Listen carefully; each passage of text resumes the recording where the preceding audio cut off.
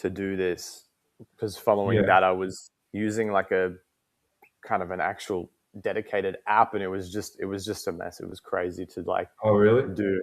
Yeah, my computer was like it was struggling. Like from the RAM and such, like was really struggling to like get the stream so that I could actually save it. So I ended up doing all these streams with people, and then when I would rewatch the recording, it was like it had been Joe Biden, and I was like, oh no. Oh, Jesus. Yeah, like Oh, that all would have been good. roboticized, so it was a mess. But I'll play us in real quick. Yeah, yeah, I've got a please do. track by Retnik. Okay, everybody, welcome to Since We Last Spoke. This is episode 6, and I'm joined with the most specialist guest, but more importantly, a life friend of mine. We go way back. This is Spookwave, as he was formerly known. Formerly known. Oh, still currently. Still currently, Yeah, depending on still. who you ask. Yeah. If you're in the right streets talking to the right people and you ask for someone called Spookwave, the word of the town is they may know who you're talking to. So let's transition here. Thank you for joining me live in the cantina. Thanks for having me, bro. Appreciate it. What do we say? Come stai? Come stai? Bene, grazie. E tu? Ah, tutto bene. Tutto bene, bellissimo. Tu parli italiano? That's the part I'm not up to yet. Tu parlo italiano is like, do you speak Italian? Yeah, well, that answers my question, doesn't it? Yeah. I kind of, yeah. Yeah. I'm getting like the gist that I understand, like tu parli italiano because like parla inglés. If I'm asking like, do they speak English? Exactly. So I'm like kind of getting some of it where I can understand, when what someone's trying to say. Yeah. Which is really interesting because I feel like reading Italian is kind of is an element of English involved. Oh yeah, because it's all like derived from Latin, so they share similar sort of language bases. Right. But like I'm kind of in the same boat where when I hear someone speak Italian, I can understand what they're trying to say to me, but sometimes I don't always have the right reply, so I can't respond. So I'm sort of in that world as well, where I'm like in between being able to have a fluent conversation or just like understanding what the conversation's about. Yeah, totally. So then you kind of, that's how I kind of felt like my Greek was as well. Before we get things totally started, I'm gonna share this link so that if anyone's gonna join.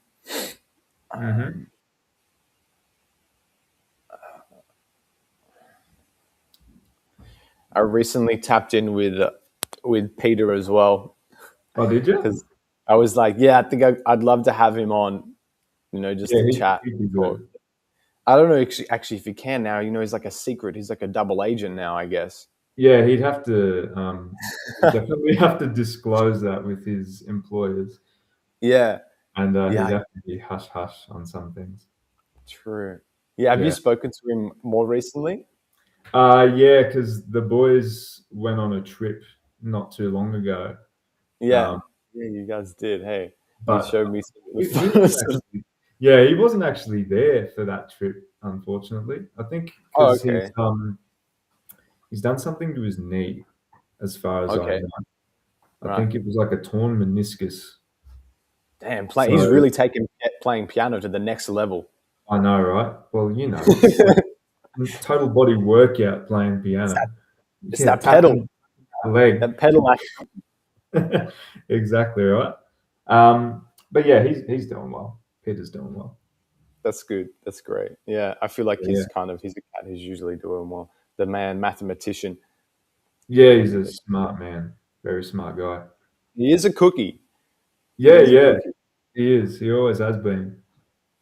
So it was actually funny. Like we will discuss our origins, but the origins of Peter was like, I remember being at Eddie's in the playground, and we were in like this amphitheater, and I was just like kind of hanging out in this spot that we usually hang out at in the mornings. And Yeah. then, this kid kind of walks in and he's like kind of hanging around, like, when someone wants to talk to you, but they're too anxious. And then Yeah. we started striking a conversation on like modern warfare, like Call of Duty. I guess. Of So course. yeah, Back and in and from there, yeah. we just became like really great friends. But like he was a couple years younger than us. Well, yeah, I think because he's around my age, so Yeah, he would have been maybe 2 years younger than you, something like that. yeah, yeah. Because he was But in the because year it was above us. yeah, true. Yeah, so he was Yeah, like yeah, you younger, and then yeah, Peter's a step above. yeah. But because he was like an only child, I feel like he was kind of more mature. So we just had that connection, and he was already playing like MA and fucking whatever. His Yeah, parents had yeah, let him play any yeah, ranking. yeah. Like ours was sort of a bit more strict. Yours were the strictest. Mine were definitely strict, and we can go Yeah, in depth with that for yeah. sure. That was a But funny era, dude. That was like I was thinking about that, but anyways, just to finish on the Peter part, and then mm, yeah, like we became great friends, and then we'd hang out. I'd go to his house and like just watch him play Bioshock because I was too scared to play, and it was a single player game anyway. yeah, yeah, Um, but yeah, and then there was a moment though. Yeah, we had some beef here and there as well. As you mhm, kind of do, yeah, and whatnot. But it's crazy. Yeah, like these some friends that you have connections with, especially that you met like way back in the day, who mm. just it's not even that you have to like talk every day. You might talk like once a month or even not even, but there's a connection there that's like everlasting, dude. Yeah, like It's really great. it's like you and me. Like we don't Yeah, talk all the time, but when we do yeah, talk, it's like we have been talking for ages. You know, yeah.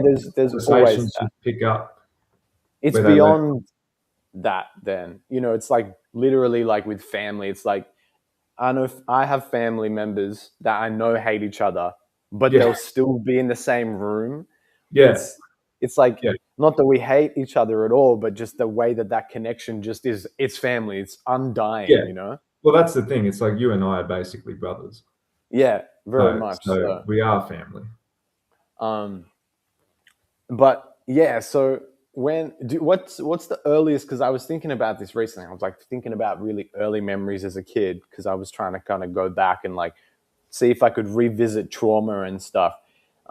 But what's the earliest good memory of like when we met as well? Because it was at Mm, Dennis's shop, it right? was at Dennis's. I just remember like hitting it off with you talking about Star Wars and that Yeah, sort of stuff. Because I yeah, know, I think you were friends with my older brother Michael first, yeah, yeah. and like I was always around because I'm the annoying little brother that never stops annoying his older brother, you know. It's a classic. Um, yeah, and I think you and I just started hitting it off with like Star Wars, Lego, like Yeah, Xbox, that sort of stuff. And then Michael grew older and kind of drifted away from that, whereas I was like getting into it. So you were talking to me a lot more. And like I remember going to Dennis's and we'd be reenacting scenes from Star Wars and playing with yeah, all yeah. the like, figurines and stuff that we had. It was just so cool. The cantina scene with Greedo is Yeah, like always that was like our gonna be go-to. with that solo. That like we'd get the bowl of chips and the schnitz, Yeah, and we just sit out the back and we'd just be doing that the that whole was time. classic. Oh, it's so Reenacting good. that scene like every weekend. It was like Because it was like having every it. Saturday. Yeah. It was a tradition. I feel Yeah, like traditions have been like it's not as an important thing. I feel like in people's lives, like the tradition of just like going like every Saturday, and if you didn't yeah, go, you're like, I'm missing it. It's like it was like catching your favorite show on television, like a yeah, thing that you'd have to do. yeah. Because I don't it know. becomes like a ritual. Yeah. It Yeah, was like church after yeah. sport. Our form of church. Yeah, Yeah. Our yeah, communion was George Lucas's Empire Strikes Back. Dude. That was our yeah, holy communion. And yeah. discussing whether how he says so Italy, I did that, and then like what he What says the fuck after did you that. say that? You still remember that. You still remember Yeah, a because little bit, a little bit. I my try to teacher used to remember say the whole something. scene. Oh, I mate. remember like it was so immediately, but they did because then we'd switch and you'd be like, no, he doesn't say it like that. Yeah, And yeah. I'd be like, what? Like, I You just couldn't wouldn't memorize it. know. I But to couldn't be memorize fair, George Lucas was the king of just changing everything it. from each Dude. edition. It would be Yeah. something different. Yeah. So you Did you never hear know. recently he had like a spin-off Star Wars series about like how in Coruscant there's like different levels? Like Mm. the history of the planet Coruscant's actually like crazy, where there's like multiple levels and then it gets worse and worse, like Yeah, as it the gets city. like, yeah, the lower you go, the deeper into the planet. Yeah. I think it's Yeah. like the Economically, it's higher the like, crime rate is and stuff like that. yeah, It's like because all like, underworld stuff. yeah, which was really cool. Oh, he just dropped out. He's back. But there we We go. had a small interlude. Oh, you gotta love Um, the internet, don't you? yeah, I know. 2026. Welcome to the internet. But yeah, Oh, yeah. yeah, like I remember they released like some scripts that he had of an unreleased show that was like detailing, like Underworld. Star Wars Underworld was the name of the Yeah, show. yeah. Yeah, which I was like, damn, I wish he released that. But he was the king of creating like universes. Well, the whole Star Wars thing was him. Like it's all out of Crazy, right? nothing. And that Yeah. universe is like just constantly being expanded.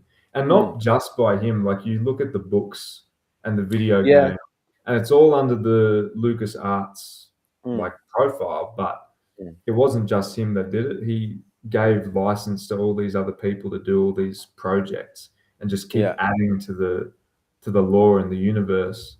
So it would just keep expanding. And then Yeah. when And like, he took over, it's like now all of that's not canon, and they're yeah. trying to do everything themselves. And it's like there's so much stuff there that you could And draw upon.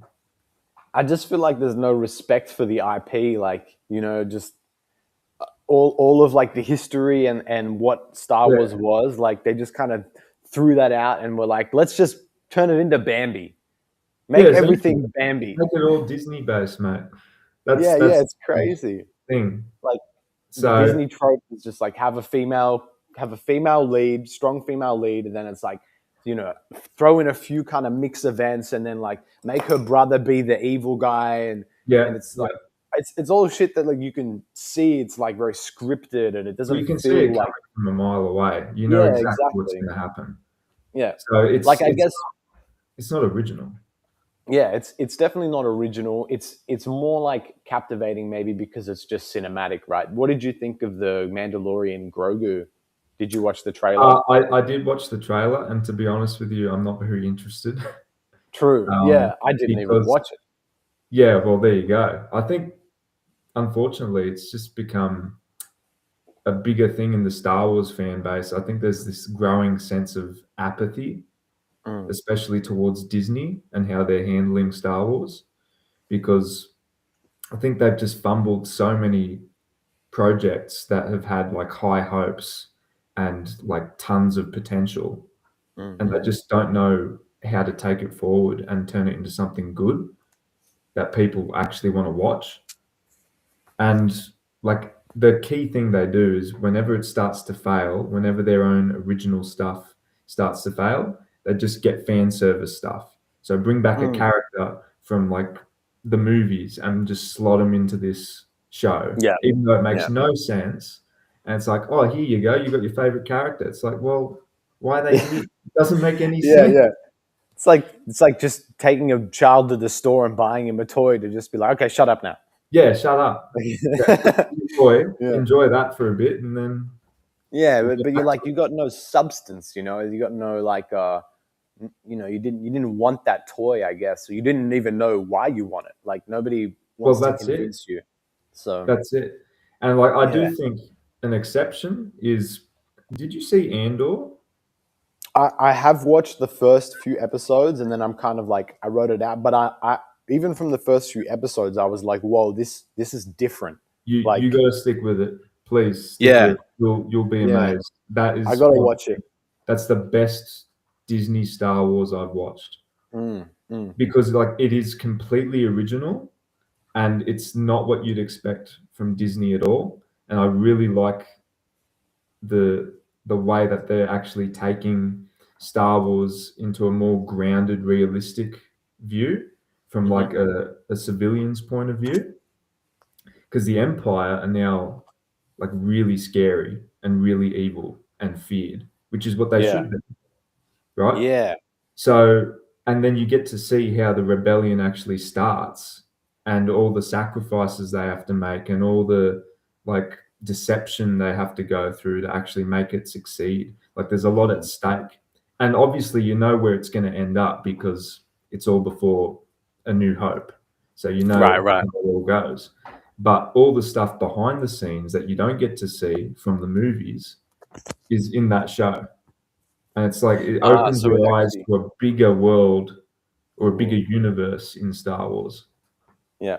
Yeah, and that's what it's all about, I feel like. That's what, the Yeah, mystery and revealing like things like in the politics and even that the prequels sort of did, like if you sort of watch them again, when we did and you kind of analyze them from that perspective, you're like, yeah, they were kind of bad and they were cheesy in the writing, but like what it showed as well for the like the substance of what Star Wars and the universe is like it showed like the power of the Empire and the yeah, corruption and that as well. yeah, I think it's yeah. but That's but exactly yeah, right. That's now it's exactly all what. very like surface. Everyone's Yeah, scared to it's maybe there's no like layers to it. It's exactly what you say. It's very surface. So like mm, on that whole Mandalorian thing, the first season of the show I did enjoy because it was like new characters, new story, still like in between the end of the sixth movie and the start of the seventh movie. So mm, still like an untold part of Star Wars history. So you've got room to create new characters, new stories, and like kind of make your own story within what's already been established. mm, And then second season starts to get more fan servicey and starts doing things that don't really make sense. And then they mm. start ruining characters that have already been established. And then you make spin-off shows from that The Boba and Fett. they get ruined. Yeah, like the Book of Boba Fett, that broke my heart, bro. Yeah, it was a I bit. love that character and they butchered him. They did because they made him like cheesy, right? But Yeah, like but they intentionally. made him something he's not. Yeah, Like Boba Fett is not supposed to be a good guy. yeah, So why is he a good guy in the yeah, movie, yeah, in the show? He shouldn't yeah. be a They good did that. Yeah, they did that thing. They made everything. They made him Bambi. You know. guy. That's literally what they did. That's exactly what they did. It was, yeah, So dude. I don't trust Disney with anything. I Don't don't give think them your anyone does. IP. Don't sell them your IP. They'll Yeah, they're ruin it. definitely not going to get this. They're not going to get this show. You hear me, Disney? You'll never get since we last spoke. They'll never get it. Yeah, yeah. Yeah. But that's sort of this big era. I feel like of entertainment that we're in now. It's like you have to be nervous, that when someone is dealing with an IP or like a genre that you like, you have to almost be like restrained with it now because you're like, well, if I invest, into this, it could be like a fire pit, a tire fire. It Mm. could be like really bad and I feel like the only one of the few productions that are doing things that are at a level that's like pushing culture is I don't know if you've heard of like A24, that film production studio. No, I haven't. They've made some pretty cool films. I'll like transition here. We'll show some Oh, of the cool. people. Beautiful. But like A24. What films have they done? They did. I don't know if you saw. It was a bit of more like artistic. The Frankenstein,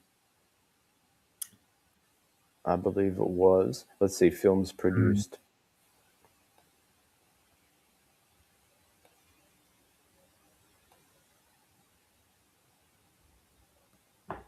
Where have we got it?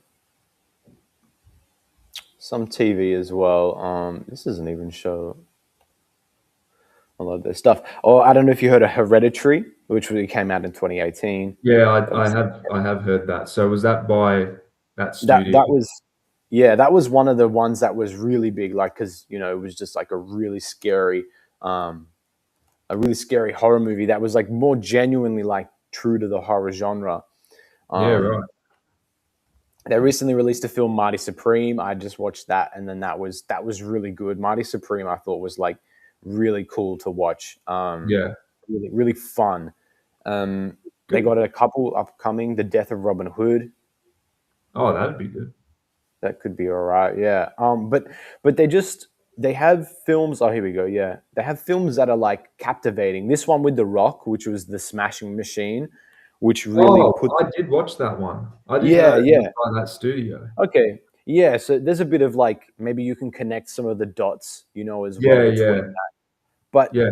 No, their because I their did like that movie. films, Mm. yeah, and they're films that really like push the genre. They're doing something new. They're taking a risk. Like even there was a film called If I Had Legs, I'd Kick You, and then that had a pretty interesting cast, like Winona Ryder. Wait, no, no, sorry, Rose Byrne, Mm. and that had ASAP Rocky in it as well, who's a rapper, and it had his like an acting role in that.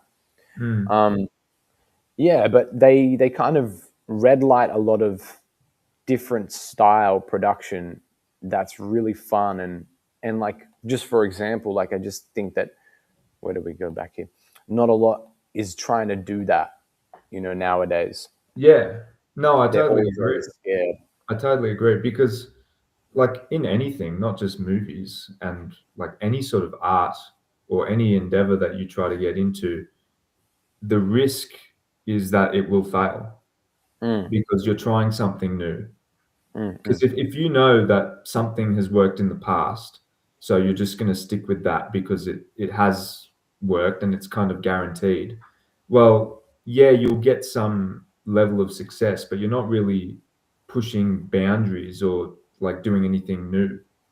So I guess it depends on what you want out of it. If you're making movies or making art or music, anything, if you want to push the boundaries and kind of put your style out there, then you do have to accept the risk that people aren't going to like it or Yeah, people aren't going to entirely resonate with it. But for every one person that dislikes it, there might be 10 people that do like it. yeah, that's But usually the case. Like there's that's still people that I'm sure enjoy what Disney's doing, you know oh yeah, um, absolutely. I Like guess look it's at like, the kids. The kids love it. yeah, yeah. Yeah, I mean, kids. I guess they don't know what the They past don't flavor know, but was. that's the point is that Disney's marketed towards the kids. Yeah, yeah, So it's just and I guess guaranteed. And that's what I it's mean. Like funny. it's a guaranteed way for them to make Mm, money because their brand is basically that yeah, is we and give they stuff. know it. They know it as well, Yeah, yeah, But exactly.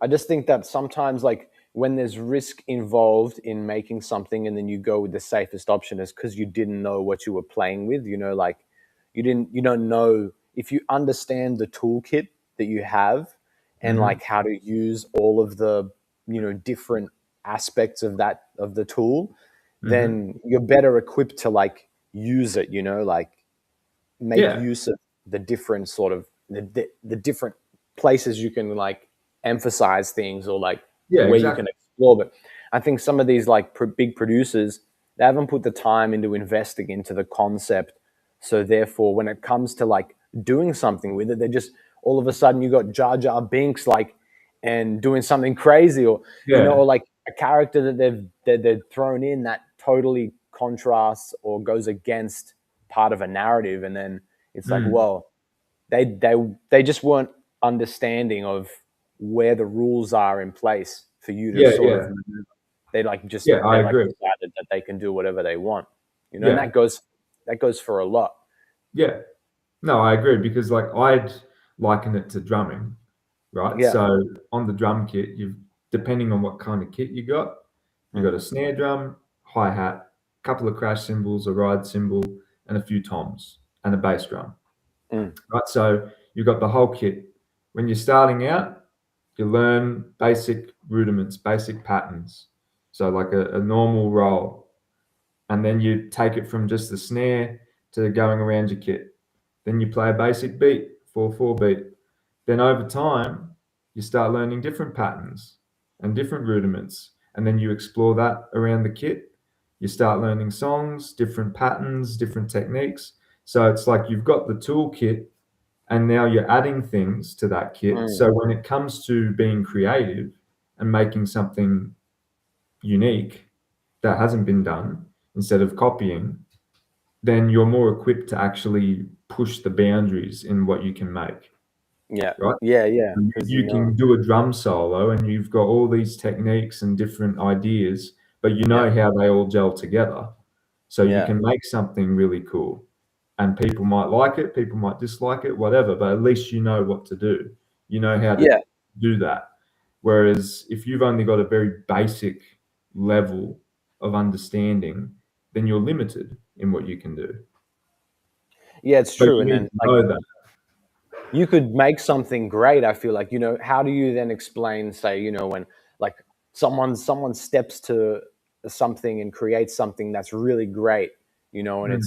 it's good almost as if they hadn't ever practiced before, their practice is less than someone else, like are there any famous drummers and they sort of like became very great or very famous and they had less practice than some of the experts? Not really, because Right. every drummer that I know, at least, like the great drummers that I know, have some sort of background in jazz, Yep. or they grew up playing drums from a very young age. Yep. They Yep. might have been self-taught, but all they did was play drums. So Mm. that's like just playing stuff is a form of practice. Yeah. It's Yeah. not just sitting there going like, okay, I need to go right, left, right, left, right, left, blah, blah, blah. It's not just that. It's like just playing songs is practice. Just playing Yeah. an instrument, however you want to play it, you're practicing, you're putting in the work. Mm. So you got like John Bonham, fantastic drummer, one of the best Mm. rock drummers ever.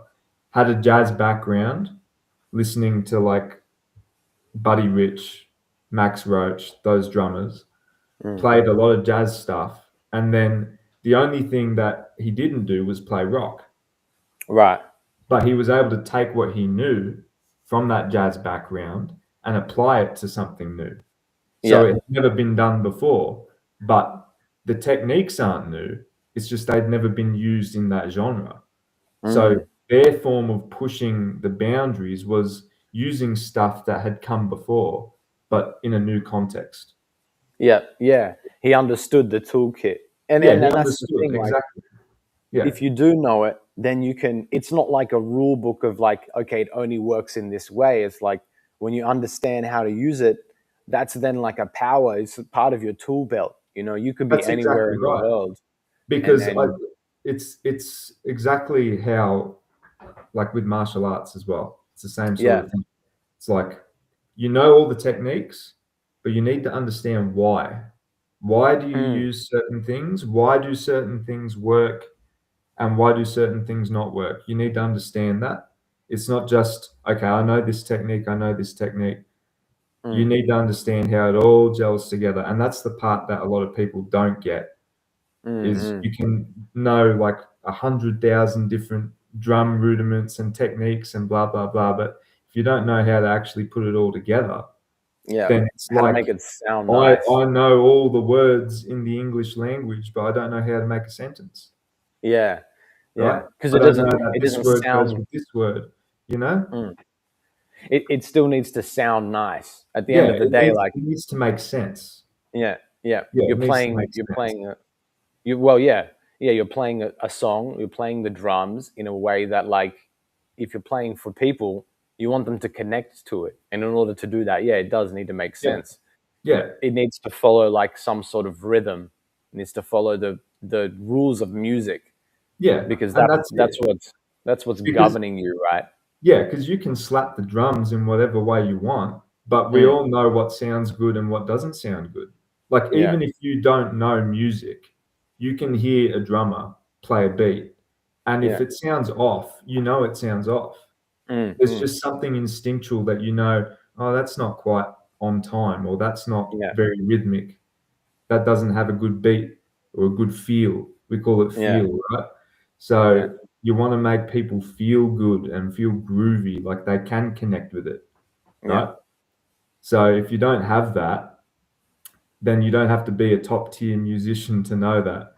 You can just understand that. It's very basic. Mm, mm. Mm. Yeah. Okay, so we've come from like from the beginnings, you know, you started with drums, or we started actually earlier, sorry. We started Yeah, touching on like where we came you and me. from Yeah. back in the day, you know, meeting up and that as well. A bit of our kind of likes and that stuff as well. Hmm. Like, where do you think, like, during life, how do you think it's sort of taken you, you know, at this point in time from where you began to now? Like, do you feel like there's been, you could you have guessed that you'd be sort of where you are at this point in time, or do you feel like Mm. it's been like just a, what do you think has happened in your rhythm, you know? Mm. That's a great question. Very deep question. Yeah, Um, we do get deep. yeah. Well, it's funny because like I never really thought about where I'd end up. Like for me, it was more about just go with the flow sort of thing.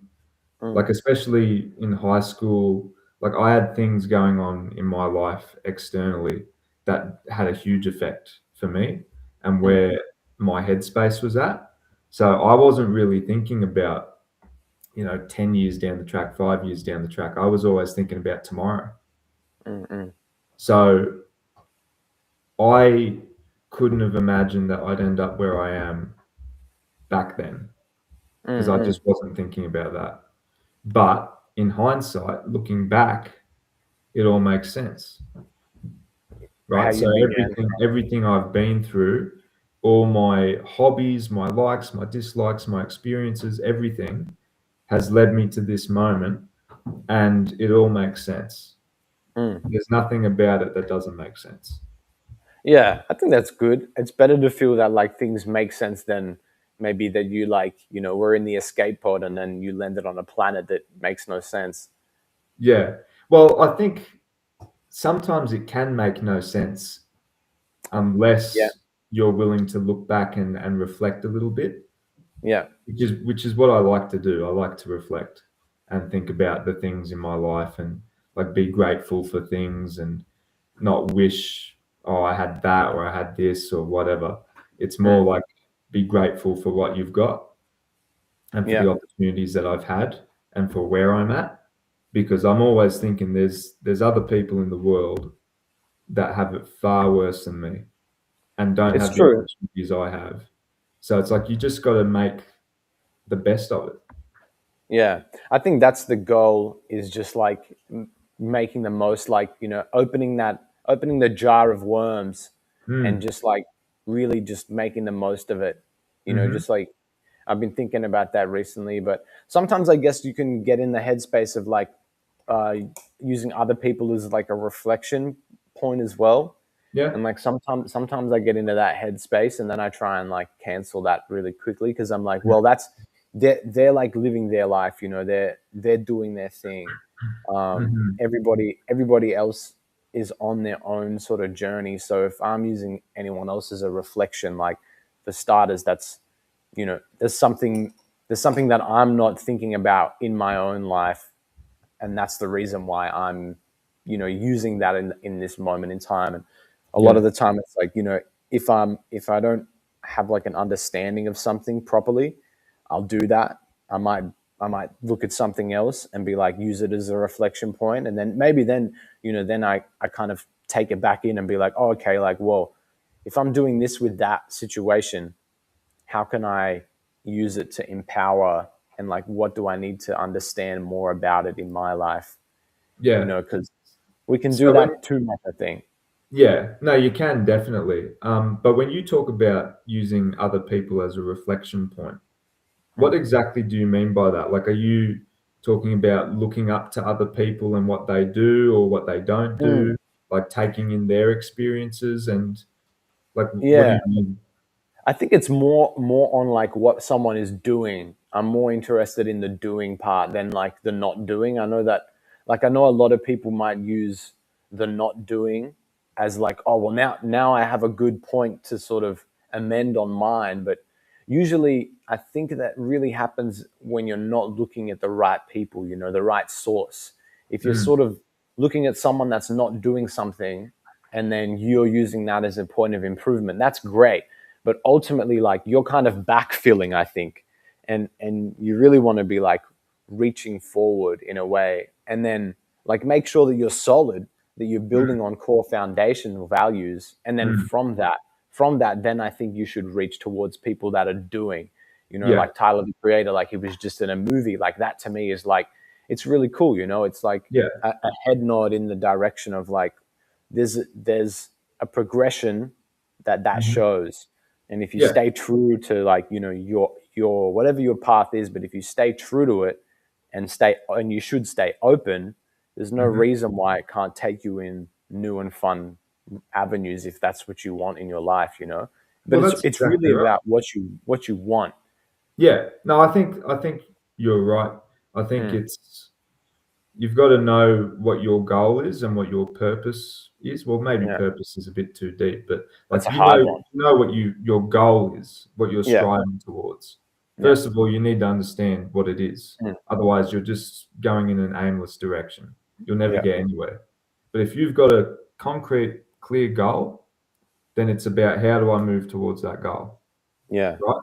And you can look at other people and you can say, well, this person's doing this person's doing that. But I think there's no right or wrong way to go about it, to be honest, because there's no rule yeah, book. yeah. There's so many Everybody's found people their that have way. achieved the same thing, but doing it in a different way, Yeah, but it works. yeah, So it's like yeah, I like to use football as a good analogy. So many different playing styles, so many different philosophies. People like to keep the ball, play with the ball. People like to not have the ball and just sit back and defend. People want mm, to counter attack. People want to dominate. Like so many different styles of play and philosophies. The successful teams have their idea, have their belief, and they don't get distracted by outside noise. They don't get distracted by people saying, this isn't the best way to play, this isn't the right way to play, this and that. They're like, no, I believe this is the way, and mm. we're going to do it this way. And they double down on it. And in the end, they get success. They got their mission. So many people have played in a different way and won trophies. Mm, So there's no one way to play. It's the same in life. There's no one way to go about life. yeah, Life is full of opportunities and different paths. And at the end of the day, you've got to know where you want to be, where you want to get to, and you mm, just have to go for it. And it's up to you. Like no one yeah, else can do it for you, but you've yeah, just yeah. got to It's have that idea. maybe the You've got to have most that goal. challenging thing to realize is that it's up to you. I think sometimes we might, like, you get distracted and you kind of like, oh, this person, like, you know, like you said, for example, you know, you do some reflection, and Mm. have you ever thought at some point like, oh, if I maybe did a different decision, like, do you humor that thought, like when you're like, you ever regret anything, or maybe not regret, but like, would you have done anything different when you're reminiscing on something? Is that how you think in a way, Um, or? yeah, yeah. Like I think that's a good thing to do to actually Mm, look at what you've done and say, could I have done anything differently?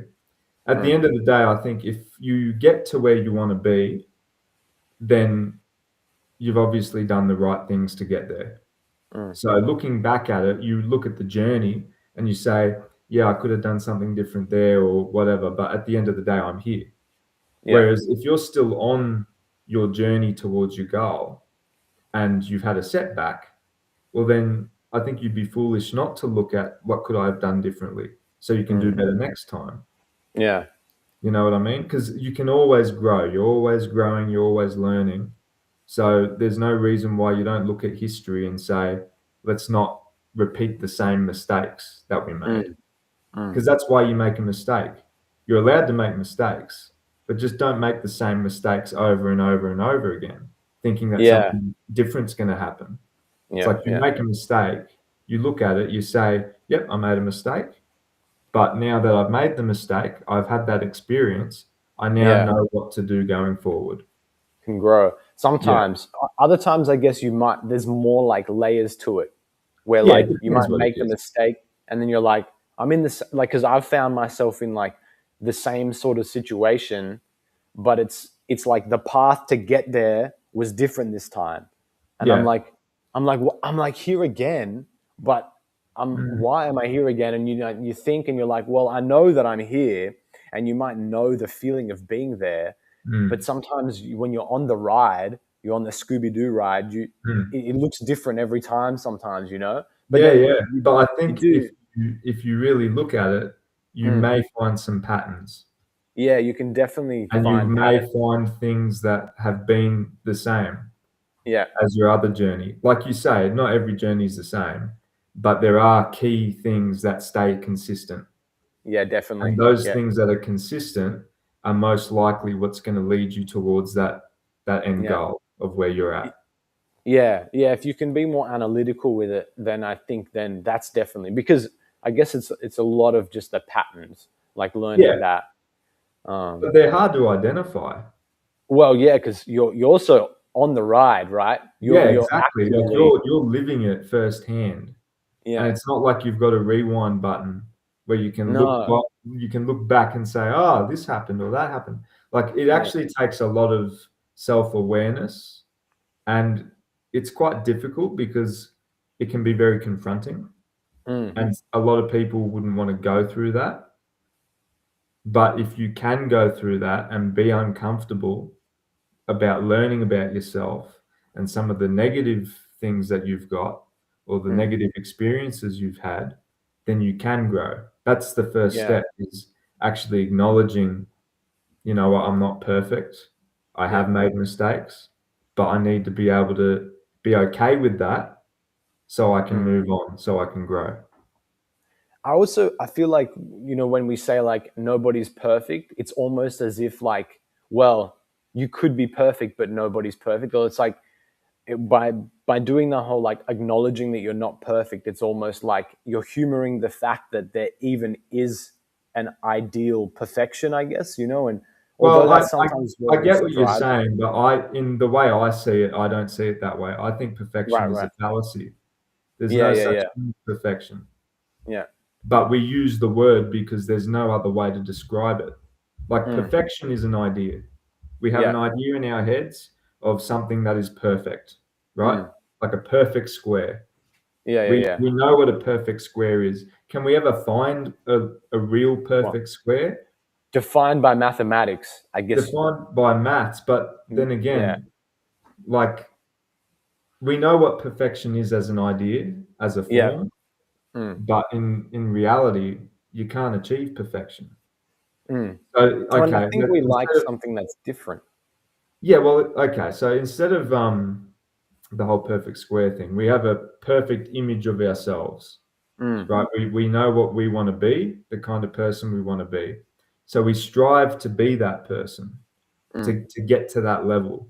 Will we ever be that person? No, because the ideal person would be someone that never makes a mistake, that mm. never fails, that's always nice, that always succeeds, this and that. That's not real. Yeah, it's not That's not real. likable as well, I think, No, like, it's not. But in your mind, it's like you don't want to fail. You don't want to make oh, mistakes. yeah. I mean, that You could don't want to almost do be a that. fear of failure in a way. Yeah, it Um, is. It is. But yeah. again, like a perfect person would have no fear. Yeah, They yeah, just do, yeah. right? But that's just not the reality. And It's the kind thing of a is, double. you need those things in life. Mm. Yeah, you You need do. those things. That's why we have them. They wouldn't be here if they weren't needed. Yeah, Like we wouldn't be programmed to feel fear if it wasn't required, it's true. right? You wouldn't We have wouldn't have them. you wouldn't have dreams. Yeah, exactly. And Because like you that's can the only thing. humor a dream if you're not afraid to fail as well. Yeah, exactly. Exactly. That's exactly right. So, in terms of perfection, when I say nobody's perfect, it's because it doesn't exist. Yeah. But we have an idea of what perfect would look like, but you'll never be that. But you Mm, have to acknowledge that and say, mm. yep, I'm never going to be perfect, but I can be the best I can be. Yeah, yeah. Yeah, and you have to be content with that because Yeah. otherwise you're just chasing something that you'll never catch. Yeah, you'll never feel like fulfilled, Yeah, you will never I get think. that sense of fulfillment Yeah, because and there'll it's always really be interesting. something more. Yeah, I think like in art and like a lot of musicians, and I think, it happens a lot with the arts, right? Like you have the story of like how many great musicians or how many great artists have like committed suicide or whatever the case is, you see them and they're depressed and like they're going through therapy. Like Yeah, I know so many artists that are like they go and see therapists because mentally they're successful, but being successful doesn't mean that you are like sustained. It doesn't like sustain your soul as a human. I think yeah, yeah. it's like that's very different things. Whereas like some people that you've met that are the most content with their life are people who they have very little. They You have know, very simple lives. yeah, they don't have all these things stacked on top of them. Yeah, yeah. Like I've had that conversation with dad about Yeah. like being content and fulfilled in life. Mm, It's like, is it about chasing success? Is it about money? Is it mm, about status? Like, what's it about? You never really know. But like you said, most people that are the most content with life are the people who live very simple lives. mm, Like my martial arts teacher has never had like a proper job. He's just mm, done whatever he wants. He plays cards, he's got a farm, he makes money off teaching martial arts because he loves martial arts, right? mm. So that's his passion. So that's Yeah. how he makes a living. But he lives a very simple life. Like he's got a flip phone. He doesn't know what a smartphone he's got he's got the is. Nokia. Yeah, the dude doesn't like using a Who's debit that? The flip. because he likes Yeah. cat. Like very Okay. simple, very, very old school. But he's Yeah. very happy and content with his life. I Whereas almost feel like his people now, generation. like our generation, exactly, it's like you're always chasing something and you Yeah. really fail to sit back and appreciate the little things, which Yeah, it's actually hard. are so important. We've been sold on this idea of like, especially us, that you're never satisfied with what Yeah, you have. I always feel I catch myself thinking like I'm so self-aware that like I'll have the thought of like, oh, maybe I could use like this, or like maybe I need to go and buy this, and then I'll like think about it and be like, why am I even like, I'm like thinking that thought, like then I think about it and I'm like, do I need that?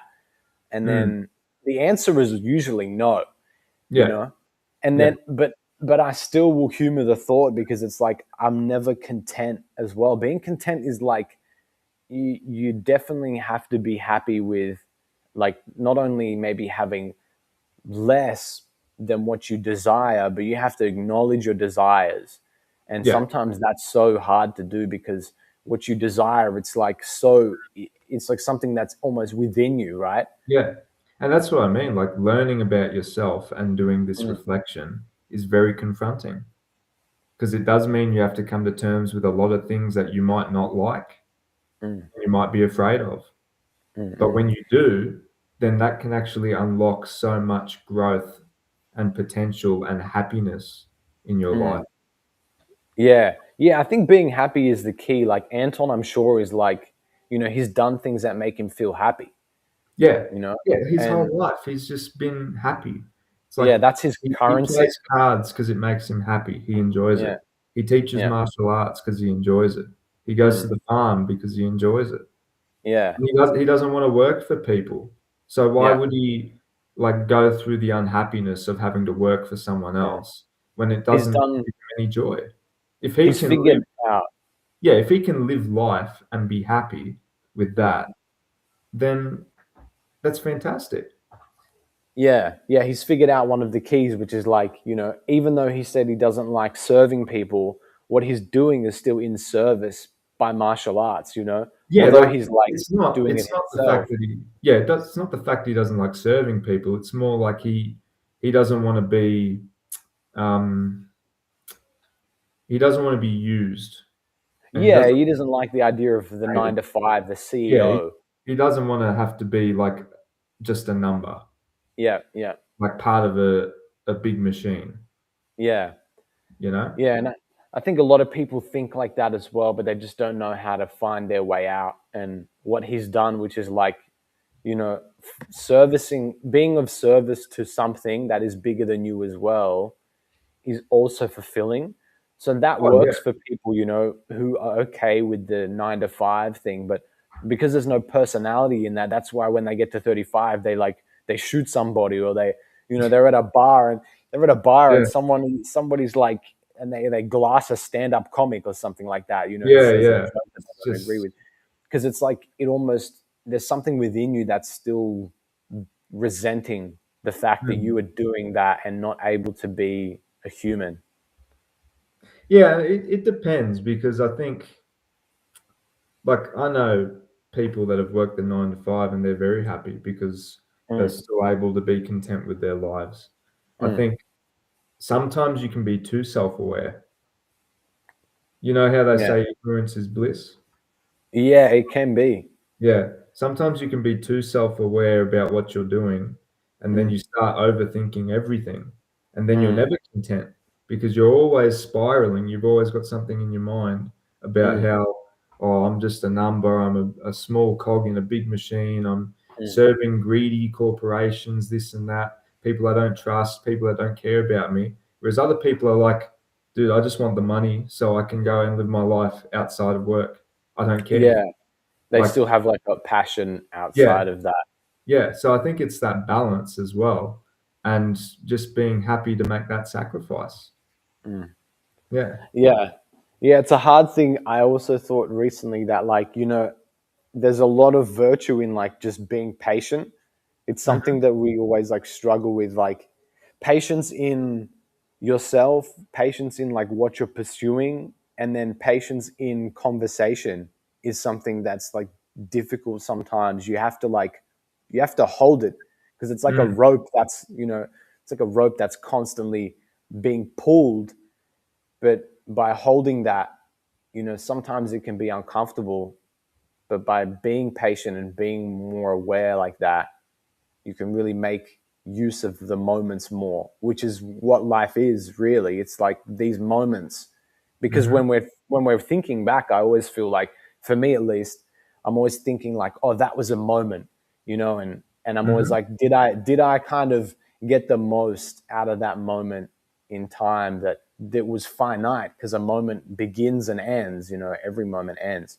mm, But for me, it's like thinking about, okay, now I really think it's important for me to understand when I'm having a moment, and being able to like just tap in and get the most out of it and really enjoy it, and for what it is.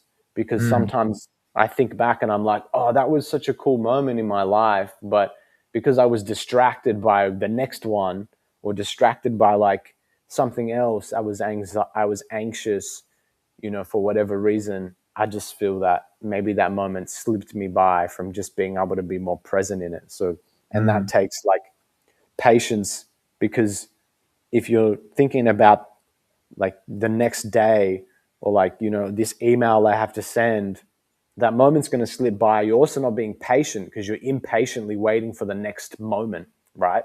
yeah, yeah. No, you're right, 100%, and Mm. I think that thing about being patient, patience is something that I think a lot of people have lost. Yeah, me But at times as well. Like, I nobody don't always have it. well, nobody's ever completely patient, like, I'm Yeah, impatient most of the time, yeah, yeah. but I think a lot of people have just lost patience in Mm. life. It's Yeah, always, I want something as quickly as possible. I want a silver yeah, bullet, yeah, whatever it yeah. is. And that's how people make their money, is trying to market towards these impatient people that just want it now. Yeah, It's it's like, true. I will give you a pill that will help you lose fat in 10 days, Yeah, yeah. right? There is Instead of, that though. Have you had Ozempic? yeah, well, Ozempic is that's real, right. dude. But I know, but that's But exactly it's what I mean. Like, instead of actually having to put in the work yeah, and do it in a slower way, but ultimately a better way long yeah, term, and that's scientifically proven. Yeah, There's no 100%. denying it. No So medication is ever like, yeah, yeah, like that's the thing. So we're just a world full of impatient people at the yeah. moment. It's like We we've just lost it. yeah. We're It's not still getting like, any better. no, it's definitely not. Like every now and then I tap in with like a media source that's like telling me about something that Donald Trump is doing in the world. And I'm also like, how long has he been in? I'm like, hasn't he overdone his presidency? I'm like, Yeah, I is know. Right? has I was thinking the other day, I'm like, has he just somehow figured out how to create a dictatorship in the US? Because He's done the Palpatine. I He's was like, really done the Palpatine. dude, I'm like, wait a Emergency second, like, powers. crazy. Yeah. Yeah, It truly feels like he has done the Palpatine because I was like, I mean, Joe Biden was in for a very short amount of time before they got him out. yeah. Um, and in the meantime, while the whole US scandals are going on, I'm like, what is happening I don't even know who the president in Australia is. I used to know as a Prime kid, Minister. the prime minister, yeah. Oh, I don't even know Albanese. how it's fucking pronounced. Albanese. Right, Albanese. But I feel Yeah. like I knew more about what was happening with Australian Parliament when I was younger than now. I'm like, in terms of the political, I don't know if you feel the same. I probably, I think I purposefully like to step back from all of Right, it right. because to me, they're not that different. All the political Yeah, parties. At the end of the day, it's all the same sort of thing.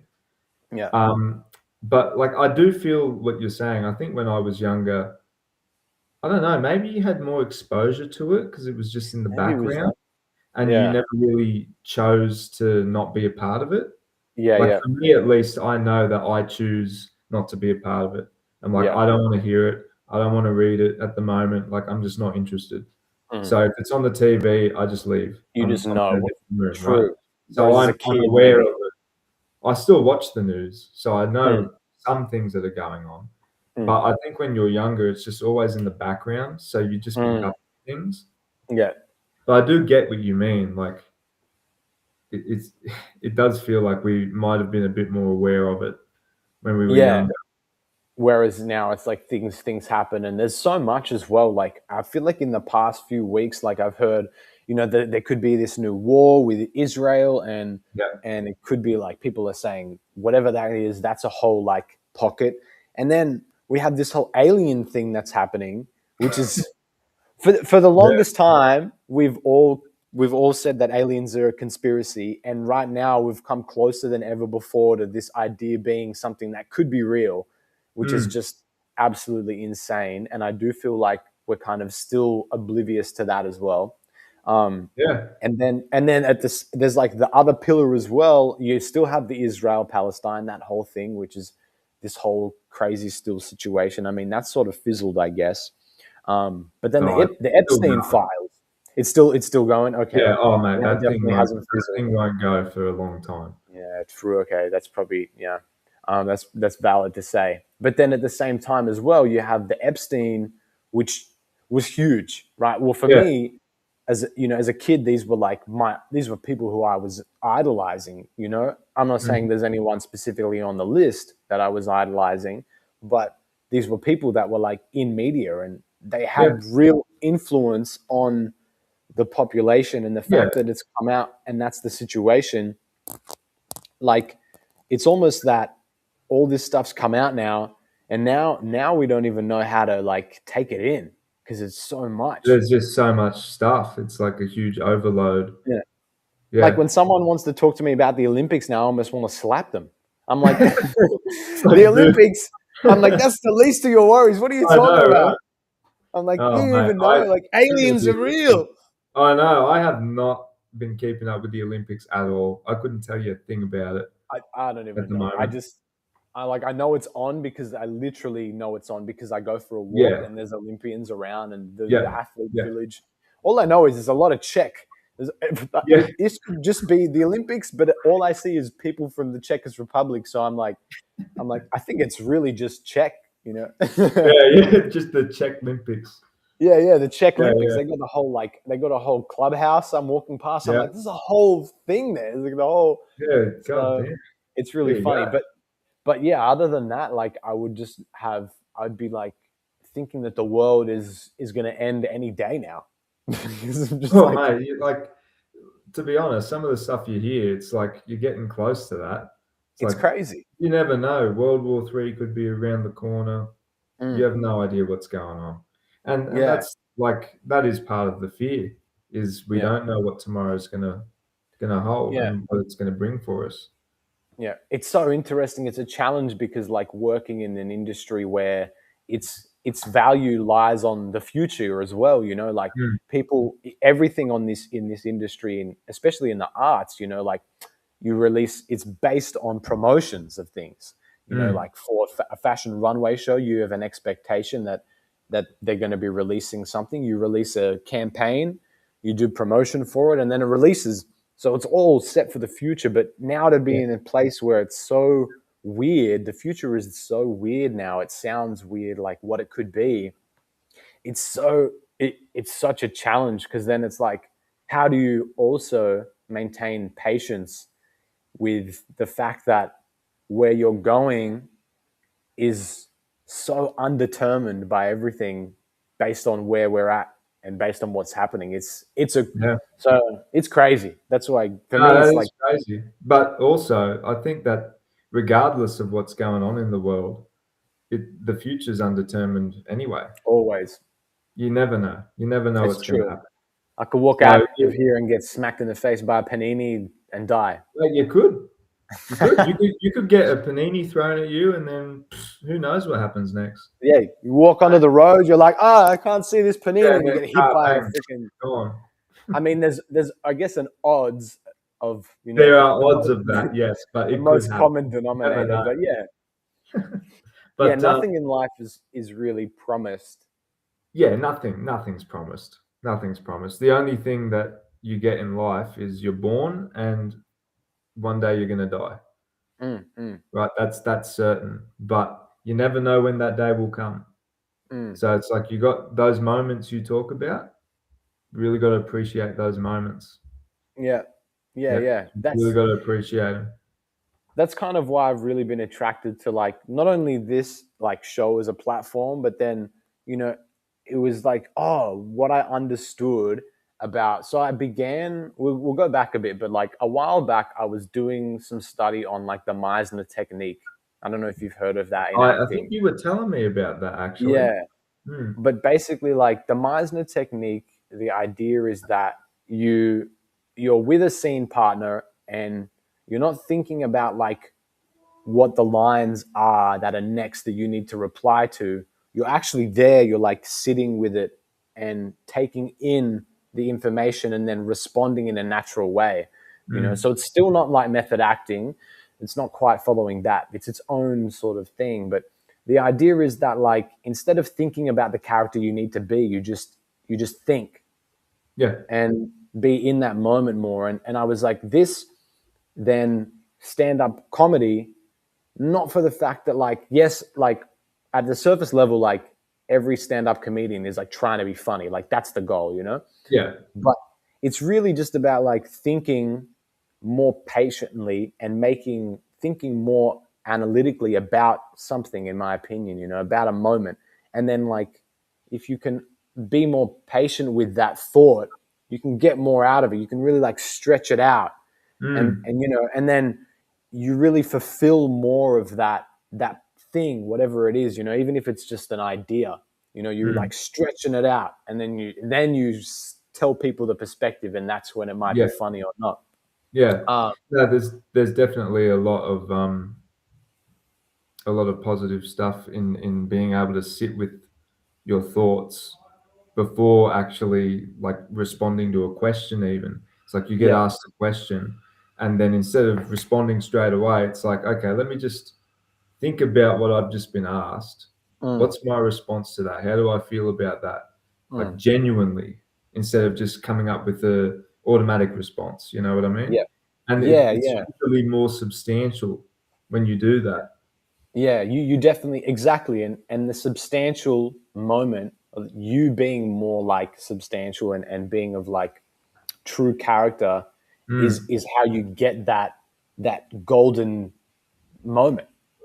mm. Yeah, and Um, it's authentic as well. yeah, Yeah, Yeah, authenticity is like the thing. yeah, Sometimes I feel like I know when I'm being more performative, and mm, it's like it's such a thing because like I've always when I think back and I've there's always been some part of me that's been performative when I yeah. think about it. Like you as well. Like Oh, yeah. we used to that was literally part of being a kid is almost like being You play a performative. you play a character. Yeah, Yeah, and like everybody's done it. It's like you dress up as a character. Like for yeah, us, we dress up as Star Wars characters. You yeah, go out and you play and in you're that him. character. Yeah, you're Yeah, that character. You're not and that you. yeah, that's Yeah, actually the Meisner technique. yeah, Like exactly. that's a full example they used is like when a kid's playing like a Wild Western character, and then you go up to the kid and you try and speak to him like who he is as a kid. A lot of the time, a kid will look at you and maintain that character, you Mm, know, yeah, and be like, yeah. Well, stick that's them it. up, Yeah, stick 'em because it's up. like, yeah, Show me it's the like you money. gotta, yeah, yeah. It's because it's Yeah, like yeah, they're not faking it. It's just like that authenticity of that. yeah. They've Um, just like embodied mm, that persona and started to think that way. yeah, Yeah, because so so much. all the actions are based on that sort of character.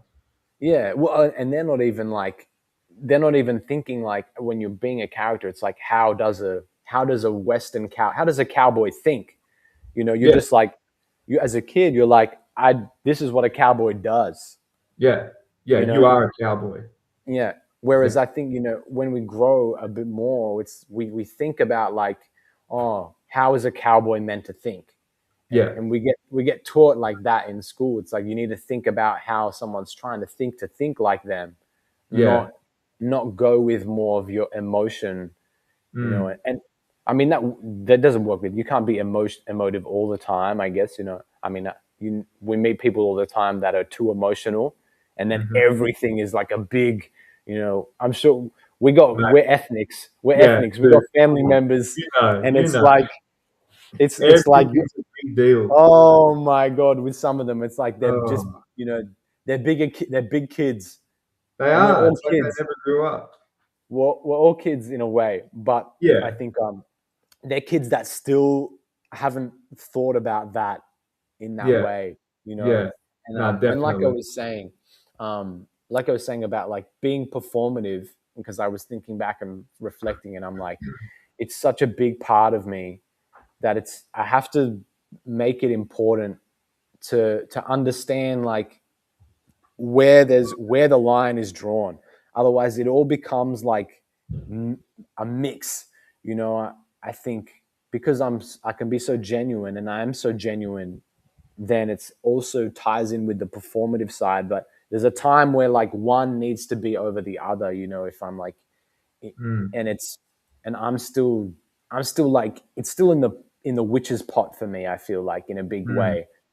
There's so mm. much that I'm making and creating a lot of the time, and it's kind of like interesting the layers of that, because even with you, it's like in playing the drums, it's like that's a really performative part of you, but it's also part of who you are. Yeah, So there's layers to it where to expose that there is a level of you needing to overcome like, oh, someone will judge me on this, yeah, and yeah.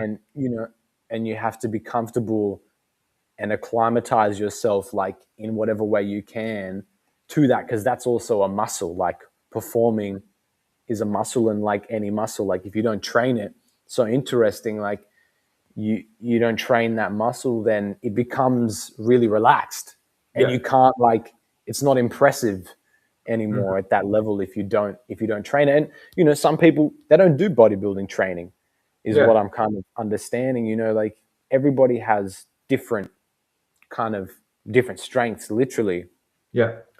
but not everyone has the capacity or the want to train that part of them to a level where they might want to perform. And I think it's Mm, important. Like it's been important for me to kind of acknowledge that, because I'm working with people who have that as well. And I'm like mm. such an enterprise guy. Every idea to me is like, whoa, what if we like Millennium Falconed it? Yeah, Like, you exactly, know, right? and it's like, but it's not always like the thing.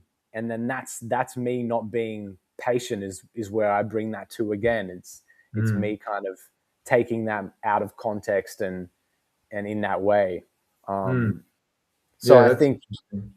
have you ever sort of thought about your performative side and then and that type Um, of thing? I think to a degree, yeah, because I Mm, think it's also it's like how people wear masks in certain situations, right? And that's kind of like the performative side mm, of it. It's like depending on the situation you're in, depending on whether you're at work, whether you're out and about with friends, or whether you're meeting someone new, mm, going out on a date, whatever it might be, playing drums or performing, you have this version of yourself that you put out there.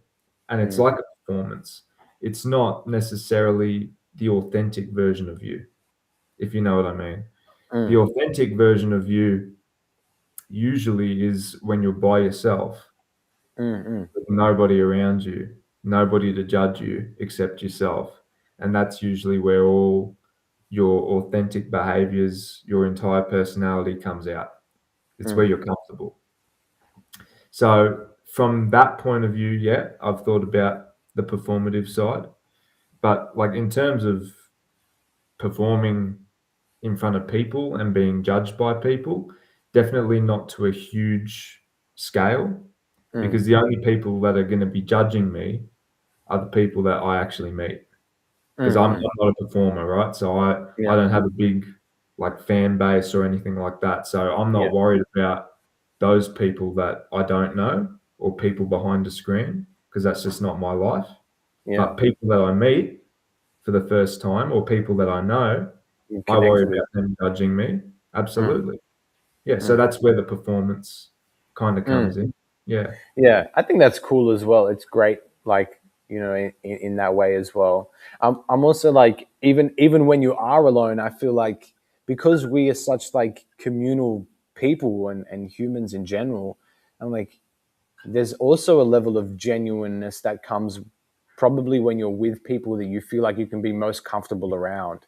Oh, yeah, for And sure.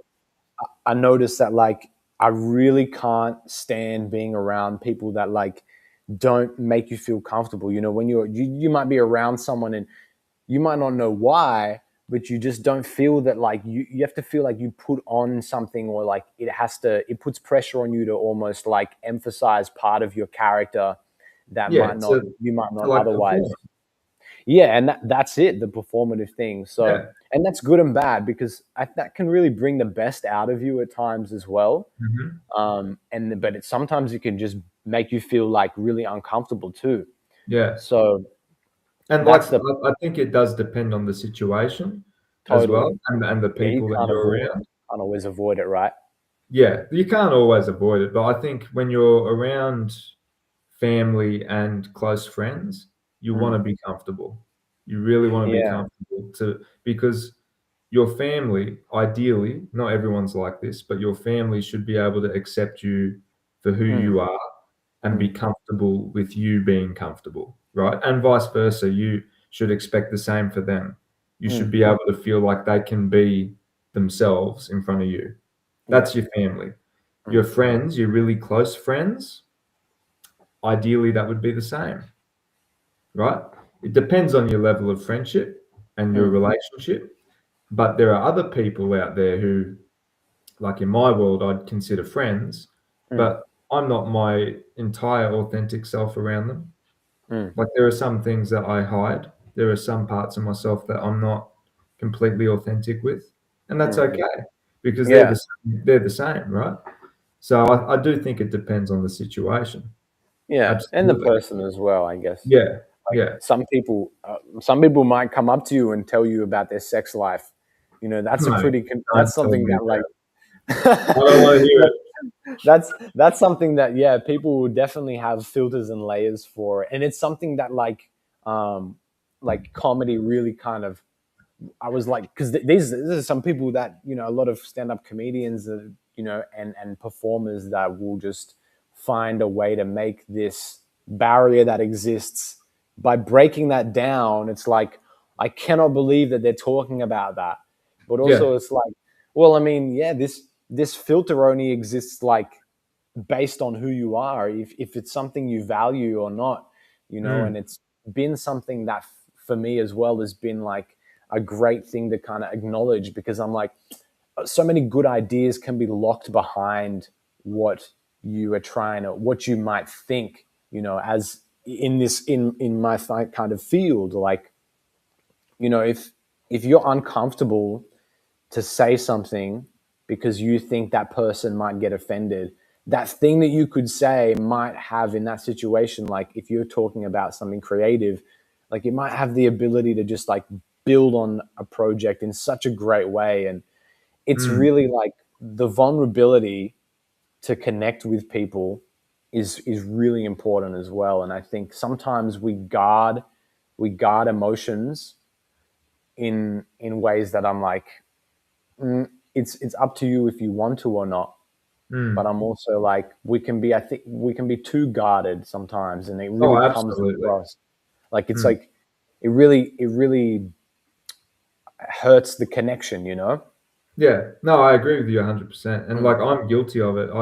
I've spent so many years being very mm, reserved and guarded about mm, a lot of things in my life and a lot of things about myself, and it's only probably in recent years that I've become a bit more comfortable being vulnerable, like you mm, say, 'cause mm. it is daunting. It's very scary to be vulnerable, but What's you do on the miss on out a on more that connection. surface, on a more like maybe some of the lighter side of that spectrum, what's something that you would say you were really guarded on that now is something you're like, you know what, like maybe it wasn't, I didn't need to be so guarded, like I don't need to be so Mm. guarded about this. Is there something that you can? Well, probably the main one was not talk. I didn't talk about my dad having a stroke for a very long Yeah. time because that Yeah. was something that I didn't want people to pity me. I didn't want special treatment. I Mm, didn't want people to know me as the guy whose dad had a stroke, and it was yeah. like, oh, you got to treat him differently because he's had this thing happen in his life. I never wanted that, so I was very reserved with that. But when you tell people that you've had something bad happen to you in your life that you've had to work through and Yeah. live with, it's like some other people might have had something bad in their life as well, and you might Always. make a connection, right? Yeah. And then that's the vulnerability Yeah. that actually leads to that connection, and then you Yeah. bond with somebody based on Yeah. that, and it's like, oh, you now build a relationship. You Yeah. found It's just somebody an else. understanding. It's Yeah, like, it's empathy. yeah, and it's just being open in that way, and being Mm, like, this is, yes, this is terrible, mm, like, but this is also the other side of that, is just like, this is a thing that happened, and when you leave this earth, like, if you die with that secret or like that emotion like guarded, like, mm. who does it benefit? Does it benefit anyone? Like, if you have like a secret, like you knew who killed John Kennedy, okay, like, yeah, different, That might different.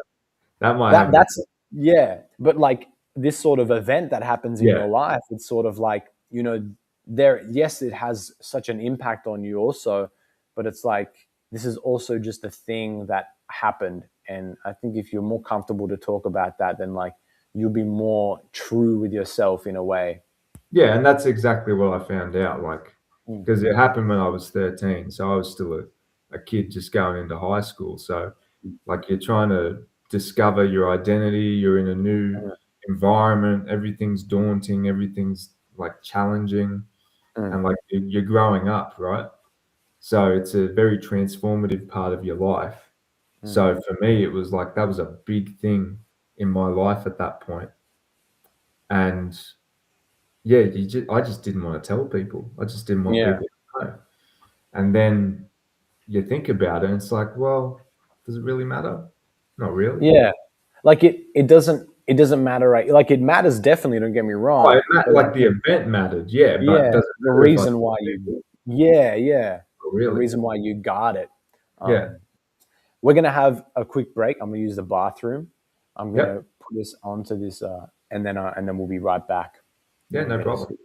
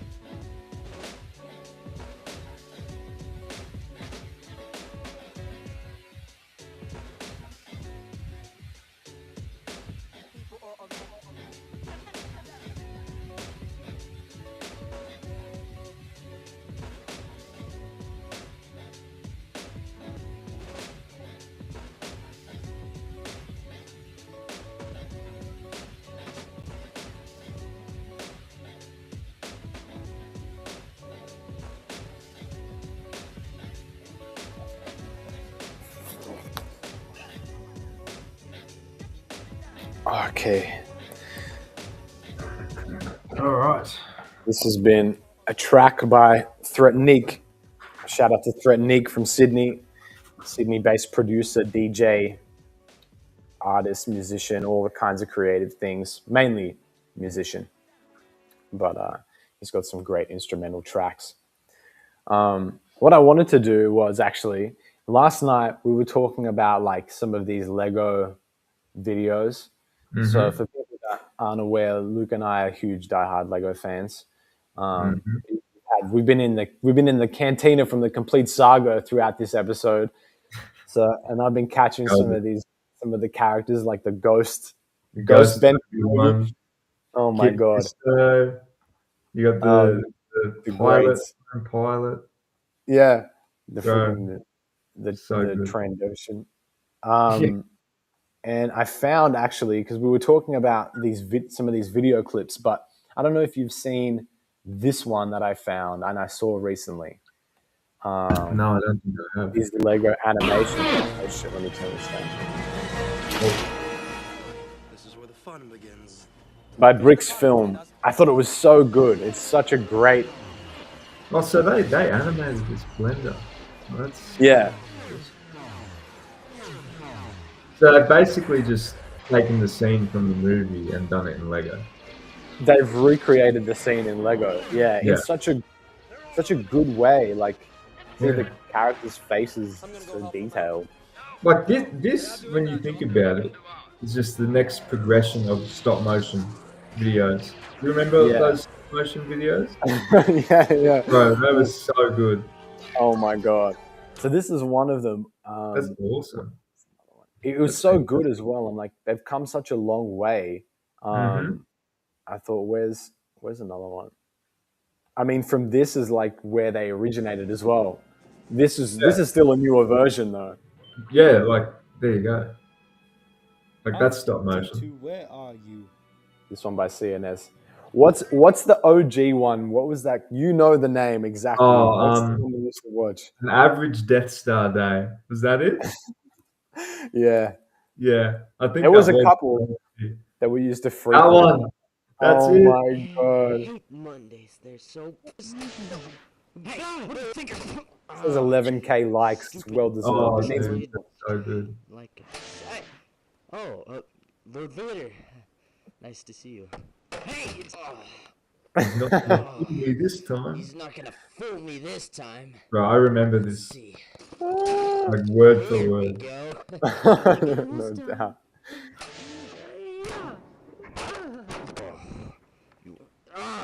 You. Hey Vader. Just say no, this. Something right. This is such a great video. I used to watch this all the time. True. How many times do you feel like you've watched this video? At least 100. Well, how many views does it have? 3.6 million. I reckon I'm responsible for maybe 100,000 of those. Definitely believe that. My emperor.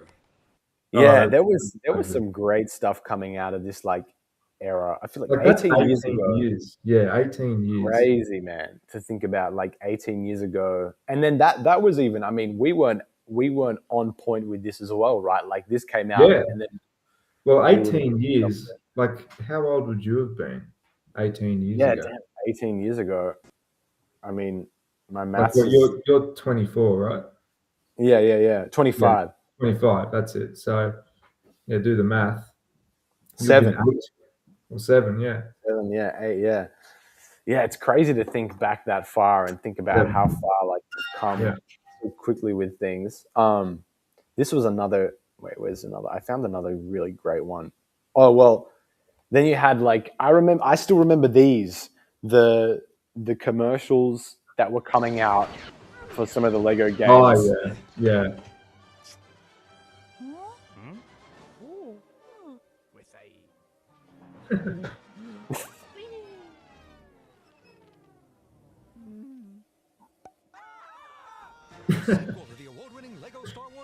Like, I just remember like the announcers. yeah, do you remember like the ads for Lego Star Wars sets? Yes, yeah, They'd have um like a big set piece, like an animation. Then they'd show the dude like speed building the set, and then he'd have it like flying around, and you'd see the guy's hand, all that. yeah. Like And then it's like each was set sold separately. Like this, and this sort of stuff. yeah. That's it. Yeah, these were iconic. Yeah, and then they'd play with it. Yeah.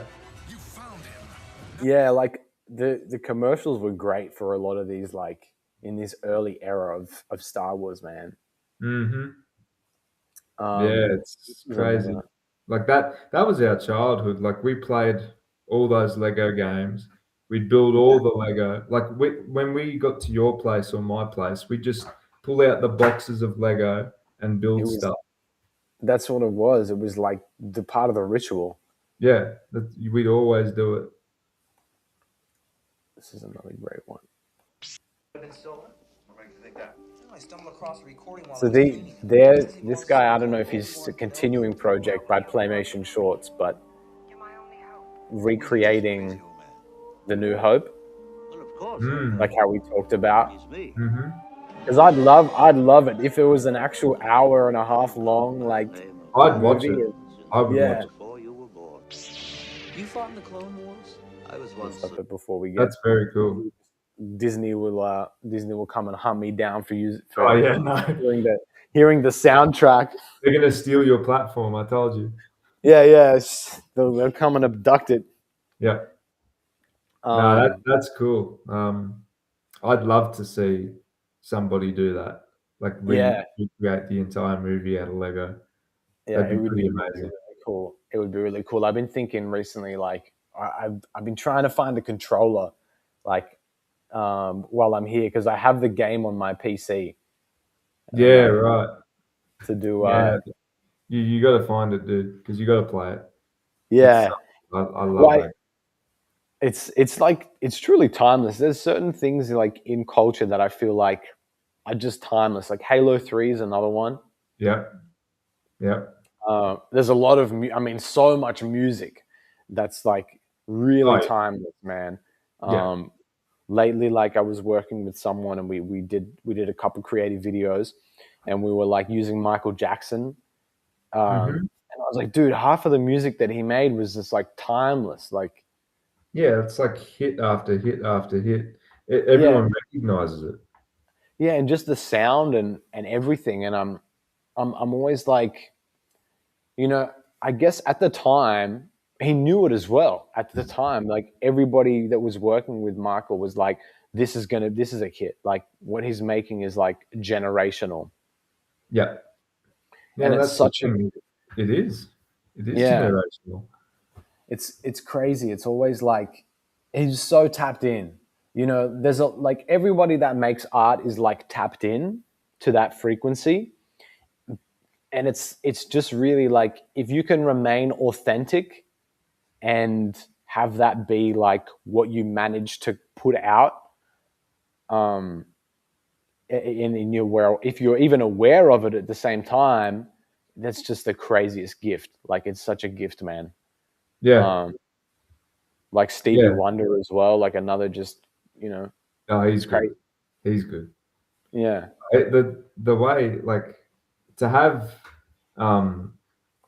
like blindness, right? To have Mm, something that would stop most people and to mm, still be successful. It's like mm. another challenge you got to overcome. A lot of Yeah. people can't do that. And like Yeah. Yeah. the drummer for Def Leppard, I forget his name, but he's amazing because he got into, I think it was a car crash, and he Mm. lost his arm. So imagine being a drummer but only with one arm, What right? was it? Yeah. What's his name? I forget his It's name, hard. but what he did was he's like, I'm not going to stop playing drums. I'm going to Mm, keep playing. And he created this electronic kit where he's able to use his feet to create different sounds and mm. still play with his arm. And he's amazing. Absolutely That's amazing. crazy. Yeah. Yeah, I think I've seen clips of him doing his thing before. Where is it? Surely he Yeah. does he? Because I watched Def Leppard live a couple of years ago. Mm, That came to Sydney, and he did yeah, this drum solo, and I was like, "Oh, I'd be keen to hear what it sounds like. How's he going to do it?" It was yeah. amazing, man. acoustic It was drums, amazing. which could be programmed with different He was sounds. really young, dude, as well. Yeah, he was very young, and like that's when they were just starting to kick off. Mm, So to lose your arm at that stage, it's like, well, it would be the end for most people. But he's like, mm. I'm gonna It's get this through this. This incredible is what I moment. really want to do. That's And he crazy. ends up, see, this is what you talk about knowing the toolkit, right? He knows Mm, the drums so well, he's able to create a machine that helps mm. him play, Yeah, yeah, and able it's to like, use it like a proper drum kit. and he's so happy as well. Yeah. Like, why wouldn't you be? Lifelong fun. Like, Yeah, I you mean, lose your arm, but you're still living your dream. and you're still doing your thing. Yeah, it's amazing. Oh, he joined at age 15, dude. Oh, they were very young That's when they kicked off. crazy. They were very Yeah, young. Yeah. No, he's, they're a he's good left. band. If anyone hasn't listened to them, give them a listen. Yeah, if you haven't listened to Def Leppard, like you gotta have to check them out. Um, Accident on New Year's Eve. That's Yeah, crazy as well. yeah. I'm wondering if I've listened to them by album covers before. I don't know if I. Oh yeah, yeah. I mean, I think I've listened every here and there. This one definitely. For me, it was always like the album cover. I'd always be so interested, especially in these Mm, old rock and roll bands. Like mm. nobody had. There was like real art that was just being visually made as well as like Yeah. what they were making. Well, I feel like the most iconic one was Dark Side of the Moon, Pink Yeah, Floyd. that's such an iconic cover. Like Like, just that prism. yeah, Like it's simple, but it's one of the most iconic um, album covers that you'll ever see. yeah, it's definitely like a genre-defining cover. Hmm. Yeah, definitely. Yeah, Even yeah, even this one is so cool as well. yeah. Like Animals. animals. Yeah. I mean, pretty Wish much. You Were Here. Yeah, most of their covers were real. I mean, and that was real. Yeah. Like that's real effects, real fire right there. That guy is really on fire. Yeah. There's this. You seen the clips of him like rolling on the ground as they're putting him out? No, I haven't actually. I Uh, haven't. there's there's some other footage. I'd have to look it up. Uh, But you got it. um, like yeah. Oh my So he's god. like, they got the fire extinguisher on him. Yeah. Like, Mate, how much would he have gotten paid for that? yeah. I don't know if he was a trained stunt double or not. Oh, surely. You would think so. He's You just wouldn't in just this get one. anybody off the street to say, "Hey, we're going to light you on fire." Definitely not. Especially the hair. I feel like it's a great way to Yeah. lose your hair. Oh, mate, I've already lost it, so No, true. Maybe you could have been. You could be could have been in the me. Pink Floyd "Wish You Were Here" reenactment. Yep, take it. Book. They I'll got wear a a book. wig. It'll be fine. Then you'll be Like, like, you lose your it. hair will be even better. Like if you burn the hair off, it'll just be like even more crisp. Just get rid of it all of it's Yeah. gone. How have you felt like about that? You feel like some people, I feel like it's funny that they'll go to Turkey and they'll be like, oh my God, and Mm. that side of things, or Yeah, you I mean, like it's an insecurity yeah, that I've had. It's like because especially at my age, like I started losing my hair when I was 18, dude. true. So it's like that is a very young age to start losing your hair.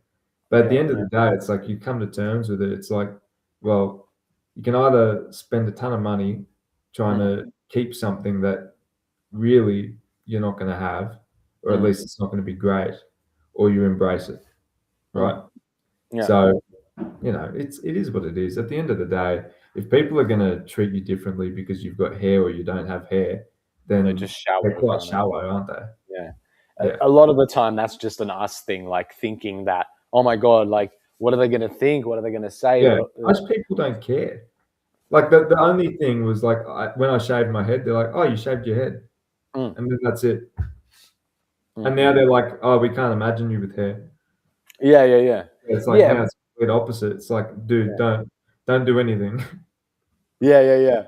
Yeah. Yeah, it's like the next day if you had like a full afro, then maybe they'd be like, "Oh my God, like what? Be like, what the hell? You gotta go back. You Yeah, gotta no, go you back." can't do that. Take it off. So, I get a hairpiece. you could get a hairpiece. Yeah, a hairpiece. Stick it on. It's Yeah, like a hat. I think Michael would go to Turkey. I feel like Michael Yeah, would go. probably. If the signs started to prevail for his hair, I feel like. Well, you said he did get a hair he transplant. he did get something done. Was it last year or the year before? I think it Yeah. was just like something in Sydney. So Okay. he Yeah. didn't have Yeah. to go to Because Turkey. they like move the Yeah, hair like it was just follicle. like a hairline Yeah. thing. The Yeah, hairline. Yeah. Yeah. yeah, Yeah. and it's good. Like it looks good. Yeah. It does work. Like it definitely works. Yeah. So like It's it gives him confidence. That's yeah. fantastic. Yeah. Yeah. Like at the end of the day, it's about you. Mm, So if you feel like, oh, I really need this to be confident and mm. to be myself, well, if you've got the capacity, do it. But I always think that as well. yeah, some people, it's like, oh well, who cares? Like Yeah. when They my just keep dad going. started losing his hair, it was like, who Yeah. cares? It's gone. I can't imagine Tony with a strand of hair on his head. I think if he No, did, no. if he I've had seen it, photos of him with yeah. hair, and I'm like, who's this guy? This It's like ain't you. Dwayne the Rock with hair. I'm like, that doesn't Yeah, it's belong like on your head. it doesn't It's it not. doesn't work. It's like Yeah. no. It's not part like you've grown into that look so well. Yeah. But if anything else, and Yeah, and the the goatee face, as the well. goatee. Like I've seen him with no facial hair, and Yeah. like, nah, doesn't work. Yeah, yeah. Even I remember a moment where Tony didn't have very strong, pronounced. The goatee wasn't Yeah, as pronounced, and I was like, dude, what? I'm like, no, we got to go back. yeah, and that's just like that's not even a full clean shave. Yeah, yeah, Like yeah, he did it. I think it was 2023. He was shaving because we got an electric razor yeah, and we share it. So you put a guard on it, you can trim up the beard, whatever. yeah. He was trimming up the beard and he took the guard off to clean it and he forgot to put the guard back on and he went to shave again and Oh he took a no. huge chunk out of his face and he's like, Oh so then he had to clean shave the whole thing and just start again. yeah. And it was like freaky, dude. It was Kind freaky. I didn't like it at all. of like seeing a ghost. You're like, oh Well, my God. it was bad. And It's like, I don't remember this, but apparently when I was a kid, Dad did do a clean shave once. mm. And he walked out of the bathroom and I looked at him and apparently I was scared. I was like, who's Yeah, this like guy? I started had no crying idea. and Yeah. Like I don't remember it, but this is what I was yeah, told. It's just like, yeah, that's crazy. dude, That's no, wild. you can't do it. Like there Um, are just some looks that you've got to keep because yeah, it's you. yeah. It's like it's become part of who you are almost, and just wouldn't make sense otherwise. it doesn't make Adds to sense. the character. Yeah.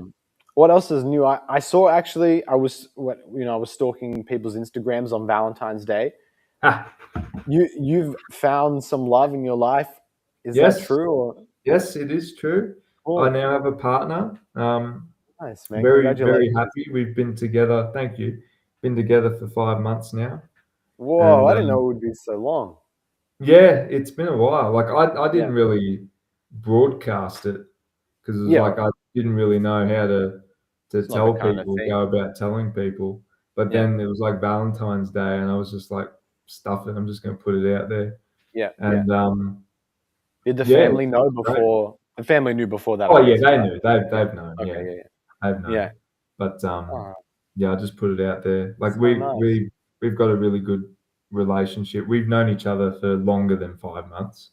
So Right. we've been working together for 3 years, Cool. and we've developed a good friendship beforehand, and then it just started to progress into something more. So Oh man, that's so nice. That was yeah, at work at the markets. yeah, at the markets. Cool. Yeah, Yeah. yeah. See, Bus Depot. I'm always like, that place connects souls. It It's real. does. It really There is does. real community there. Yeah, I love it. Like I love talking to people there. It's Yeah, fantastic. it really was like a great place to work, and I'm so like when I think back, I'm like really really feel like I have fond memories of being there and working there, and how like patient Richard was with Max and Yeah. I. Like Yeah. I don't know if he tells you guys stories, but yeah. Oh, he does. He's told us many stories about you guys, you and Max. Yeah. Like, remember, he blocked off the dungeon because you guys used to go down there on your breaks, or like not even on your breaks, just anytime. Yeah. And he's like, I guess he okay, we need knew. to block this shit off.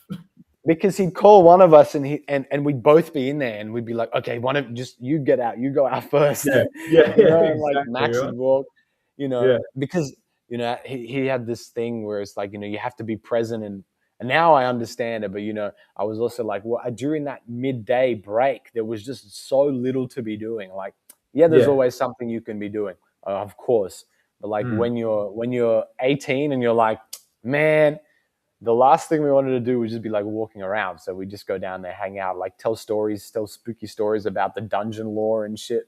Yeah, exactly. There was graffiti in there of like. Yeah, there are still some people that work there that have never been down there. True, really. It's like fully blocked off now. Well, like we open it, but it's closed during the day. So when they get to work, because like me and a couple of guys start early, right? So by the time all the baristas come and all the cafe staff come, the thing's blocked off. They never go in there. They've got no reason to. So it's just like there's this room there that nobody's gone in. Yeah. And it's like, what's behind that gate? What could be behind that gate? It's just know. Max. It's Max and I. Like we're still in there. Yeah. You go in there, you're like, this was the funniest shit. So you remember Robbie, right? Oh yeah. Yeah. So we had a couple of cafe staff who were maybe like 17 at the time, so kids. And Robbie's like talking to them, and they're like, "Oh, we haven't seen that room down the back." And he's like, "Okay, that's the dungeon. Let me show you." And he's off taking these two kids. Like on a tour. It's nothing bad, but it's like he's taking them to this room, and we call it the dungeon. It's just so funny. Like when he said that, pretty suspicious. It's like it's ready for a conviction. Like that's a great sentence for a conviction. Like we got this room called the dungeon. Let me take you two underage people to come and look at the dungeon. It's so fucking funny, dude. It's so good that Robbie's like a blessed soul. Oh, dude, like him. He's authentic. Yeah. And that's what we talk about. Like no bullshit. No bullshit with him. No, he's a Jedi. Yeah. And he's a real Jedi. Like when I was working there, it's like even though he would break my balls, like, and I just feel like, he's a ball breaker. He's a real Qui-Gon Jinn. He's a real Qui-Gon Jinn. For real, he's even got the but hair. but yeah, and I was like, I'd still connect with him, and I feel like I've always connected in that way. But so you with your partner, like was she working as like a bus girl, or she was working at the Yeah, cafe? Like, cafe staff. okay, Yeah, they were. Yeah. cool. Okay, and then because I guess like we'd frequent the cafes as well. Yeah, well, because like recently, my job's kind of changed from not being so much of a busboy to now being part of the cafe staff. So Oh, okay. I'm at a cafe all day, just making Yeah. coffees, and Okay, then that's pretty cool. occasionally when something pops up, I'll have to go do something. So Yeah. still doing busboy stuff, but Right. the cafes are a lot more independent. Yeah, and the cafes always needed a bit more like managerial work, because I remember like Yeah, especially back in the day, it was like a bit of pandemonium between like the bus boy and then like all of a sudden you're a bus boy, and then now someone calls you and they're like they need help at a cafe, yeah, and you'd be like blasted to the cafe having yeah. to serve It customers. You're was like, crazy. It was yeah, crazy. it was wild. It was Yeah. definitely a wild place. Marcos actually, my little bro, now works there. Like the Yeah, bus depot markets is generationally it is now. curating. Like In your family, bro. the lineage of this family, of my family, has been influenced by this workplace. Yeah, I'm like, like he's even getting free Ethiopian food. oh, he gets it for free. Yeah, yeah. Okay, Oh, it might not be free, but I think they right. give him a deal. But Yeah. Because um, he was like, dude, how do I get it for free? I'm like, listen, I'm like, okay, you can't expect them to give you anything for free, okay? no, But you could use the connection to Zeke yeah, and use that for all it's worth. But I don't yeah, doubt they give it to him for free. I wouldn't doubt yeah. that. They They're probably do. Like insane. he does some deals on the coffee as well. So it's Yeah, like, I told him get him. He's like, oh, if they can get me like a free meal, I'm like, if you can get them a coffee, the world is your oyster. Like, you know what I mean? that's what I do. The I've trade. been doing it for Yeah. Alan still. Get Oh him a yeah, chai yeah. latte, and he's like, Yeah. "Oh, have some apples or this and that."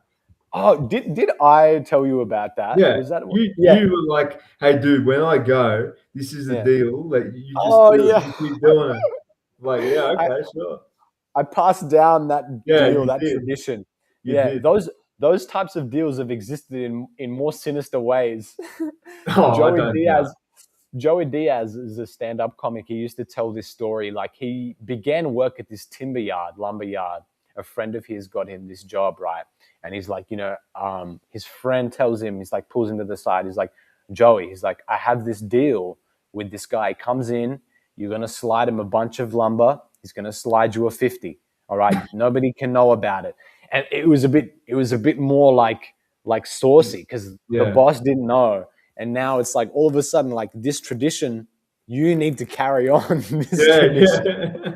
So yeah, No, it's so funny like that. But yeah, because Max and I working there, we would slowly every hour or so make a coffee and take it to a vendor, you yeah, know, yeah, to get something for free. We figured out yeah, a way to like make the day more exciting. yeah. No, that's fair. And yeah. Like we still do that in a lot of ways. Like I get free Okay. orange juice because I give the Um, guys coffees. to interrupt Hayden, she just messaged and she just said she's Oh, they watching. did, She's yeah. live in the stream. They did, yeah. She was one of the people that Robbie took on the tour. Actually, Yeah. Hayden, if she sends a message in the chat, we have the chat as well. I can open the chat for a bit. If anyone's watching as well, you want to feel free to send a message. But that's pretty funny. Thank you for joining us for episode 6. Yeah, good. Yeah, we just kind of I don't know if she missed that, but we were talking about how Robbie is a Jedi. I think Hayden's been watching the whole thing, so yeah, that's yeah. cool. No, it's great. But yeah, and like I just feel that for some reason I've been thinking about this recently, but I feel like I'm going to be back at Bus Depot, whether I'm working there or like we'll have a stall. Yeah. Like, Well, you've I don't done know both. why. I had a stall You had a momentarily. stall briefly. I had a brief stall, yeah, it was actually really fun. Like when I think back, that was actually a really cool moment. I almost forget that I made this really cool connection with the guy, and it was cool to be there as a stall holder and be like, "Whoa, now this is how it felt like." Yeah, Um, yeah. It's like it's Sorry, Hayden's asking, how do I send a message in the chat? oh, true. It depends. It depends what she's tuning in on. If it's YouTube or Um, is it perhaps the I, YouTube link? I think it's Depends. probably YouTube. Yeah. Okay. I think YouTube Live is just it has the comments section. I haven't experienced it because I've No, what's it called? they'll figure it out. Should be fine. Yeah. But yeah, I've just it's crazy that you found your partner at this place, and I know, right? Max and I have such fond memories of it as well. And It's well, that's the thing. Like I still catch up with Richard every now and then because he's not there anymore. oh, did he leave? Oh yeah, he left Oh wow. mid last year. Yeah. Yeah. So we got a new guy. I Yeah. don't know if Marcos has mentioned him. His name's Man. So Man. yeah, He's the man. he is the man. He's the Oh boss my man. god. He He's got the cool. Like he's a I think he's around your age actually. really So he's okay. He's only a young. little bit older than me, but he's fun. Like he's a really good guy. Is he Anthony? Is he Anthony's posse, like that connection from Anthony? Yeah, Or yeah, okay, yeah. right. But So it's he's not like Chinese. Richard. He's not like Richard in the sense that he'll try and combat everything Anthony does. It's more like if Anthony says do this, we got to do it. So Okay. from that perspective, it's meh, but Yeah. he's a good guy. He likes to keep the peace at least. That's good. That's And important.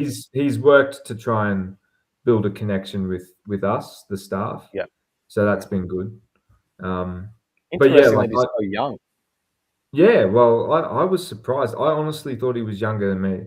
If you look at him, if you get a photo of him one day Mm. or meet him in person, I guarantee you'll think he's younger than me.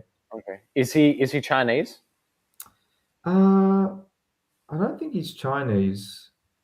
Because I was like, they always look youthful. Like I don't know what it is. I could see No, a like Chinaman 90 years old. They still look young. yeah, I know, right? He is Asian, but I don't quite remember which part of Asia. But Okay. Right. But yeah, like he's cool. He's a good guy. Yeah, That's cool. I do mean, I guess, like if he's Asian, then yeah, he's got the youth. They got that infinite youth. Not a single strand of body hair on him. Nothing at all. And then you look at me Yeah. and my arms; they're like full of hair. Got more hair than up here. Well, it had to transition somewhere else. Plus, you got the Tony genetic. I know. It's like monkey. That's back hair. Yeah. Yeah. Well, actually, I don't have that much back hair. Oh, that's all right. I got lucky. Yeah. Back hair is kind of come to think of it, I'm like, when I get older, I'm like, maybe then I'll want some back hair. Like when I'm old, I want to go to the beach and like, yeah. It's just kind of like, it looks like that. You look real ethnic. You look like you really can cook a souvlaki on the barbecue. Yeah, you'd be a typical Greek.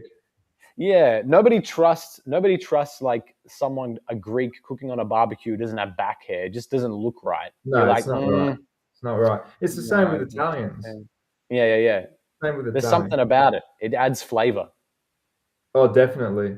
Yeah. Because the way they shed, it's definitely getting in your food. Yeah, you embrace it. It's part of the traditional gathering. Yeah, you just gotta take it, mate. Yeah. Man, Yeah, speaking of like traditions, like one of the other like fond memories I always have is like New Year's at your place. Oh yeah. New Year's and actually more importantly as well, your birthday parties when we would play Halo was moments where I wouldn't feel as good and wouldn't feel as bad of a person in my life because we would play Halo and some of your friends would like start crying and like, oh my god, that's so funny. You've never seen kids be like so concentrated when it's me versus you guys, and and it was just like we got to take him down. Yeah, because it was His always you. You were leadership. like the god of Halo, and everyone's like, "We got to beat Luca. We got to beat Luca. We all got to gang up on him," and we Yeah. still couldn't beat you. You'd It be was like, hard. you'd be like camping in some spot with a sniper, and It as was soon as bad. we peek out the cover, bang, gone. And I Yeah. do remember one of my mates crying once because he just Yeah. couldn't beat you. It was was so really- funny. It It was so hard. seriously. I couldn't And then believe it. eventually they started getting better, They did, but I'm like, dude, and you as well. It's a game. Yeah, Yeah, but it's I- never a game as a I kid. definitely got better over time. Yeah, 100%. And like you had to, because we were playing together all the time. Yeah, It was well, like, practice. I mean, Yeah, for you, it was like, this can't go on. Like, and No, eventually, I needed to get even with you. yeah. I couldn't let this continue. And then we had like the next generation of Michael's friend, Julian. And Oh, I remember then being like, feeling like your friends when we had that match with Julian. We were playing Halo Reach with Michael versus Julian. And I was like, this guy, I was like, what is he? Like MLG? I'm like, I can't beat this guy. He was cracked. It was like the ultimate, like, it was like a movie where, like, you know, it's like the hero becomes the hero, and you're like, yes, like, dude, nobody can beat this guy. Yeah. And then all of a sudden he gets matched with another villain, and you're like, oh my God. It's even worse. Like, there's someone else. It's like there's someone more. It's like more powerful than him. There's always a bigger fish. Yeah, there's always a bigger fish, dude. Mm-hmm. Yeah, and then the thing was, it was like the ultimate journey for me, because it was like Julian stopped playing Halo, so I think I remember like asking you or asking Michael, I'm like, when's Julian? Like, where's Julian? Because I was like training, you know, like training games, like Rocky. I was like Rocky Balboa, bro. I'm like, where is he? Where is he? I need to beat him. And then it's like all of a sudden Michael's like, oh, he doesn't play Xbox anymore. I'm like, yeah, it's like you finally got ready to challenge. And then he's like, no, I'm retired. Training, dude. Training. Yeah. In the multiplayer all lobby. That training. I mean, I guess you get the mantle by default, don't you? I kind of inherited the mantle. Retired, so yeah, I guess you get it. Yeah. The number one. I don't know what you would say. 18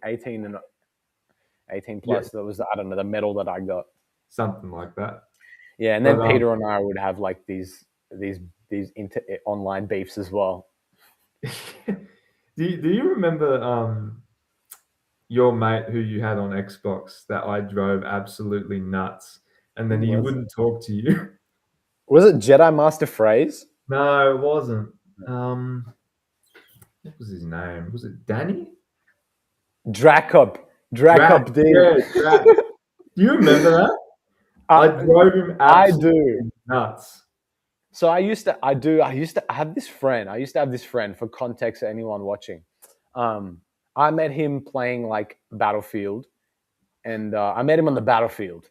Me and Dracup, we were fighting the Russians, and we're in a squad together.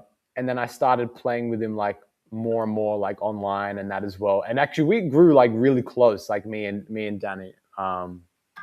And he was like one of those like online friends you grow close to.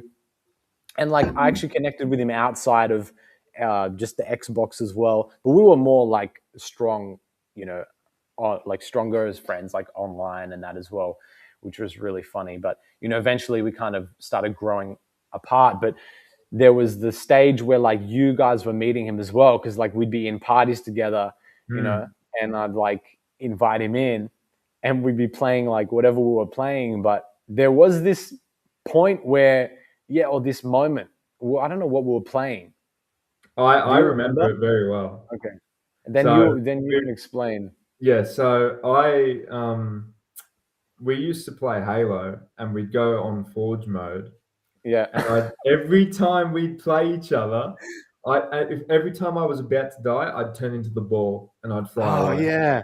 Remember? Yeah. And then I'd just spawn a tank and I'd just crush you with it. I'd just do that. So we were playing with Drac, and I think I just kept doing that over and over again. And he's like, dude, stop it. You're driving me nuts. And it's like, I just kept doing it and doing it and doing it. I was like, I was going nuts. I don't know why I did it. You were going hard. It was I think And it then became like vengeful. no, dude, he was like after me. He was after Yeah. me, and like I think he rage quit the party. He unfriended me, and I think he Yeah. unfriended you too. And then he's like sent me a bunch of messages, and I'm like, dude, chill. And he's like, "You're being a child. You're being a fucking child." This, that. I'm like, dude, chill out. It was Yeah. like, nah. And then I never heard from him again. Like This I is broke the guy. That's hilarious. Sorry, there's this old Italian guy just like looking in my window. It's hilarious. Every now and then, this old Italian guy just is anyway. Yeah, that was always hilarious. Like during that time on Xbox, you could single-handedly make a friend and make an enemy within the span of a year, Oh like yeah, easily. You wouldn't easily. even need it. But by doing the craziest of things, which was just like doing something that was unfair in the game, Yeah, like that was always hilarious. But it was always guys. I feel like I don't know if girls had this beef. Girls had a different problem yeah. on Xbox. Yeah. It's They not the just had same. creepy guys. Like, Yeah, if you were a girl on Xbox, you were like for some reason you were like a pot of gold for guys. Just yeah, yeah. like Especially kids if you're would be playing like, a game like Modern Warfare. yeah, If yeah, the guys heard a girl in like the chat, it'd be yeah. like, "Oh my god, there's a girl playing." It was over. It was over. The Yeah, guys everything was a performance then. yeah, yeah. There you go. Like, Came out. I remember like when one of my friends, like, and this was a friend in school, like he had a girlfriend, Ruby, and we would play Minecraft, and it was like with thinking back, I'm like, this was just some weird like sociopath shit.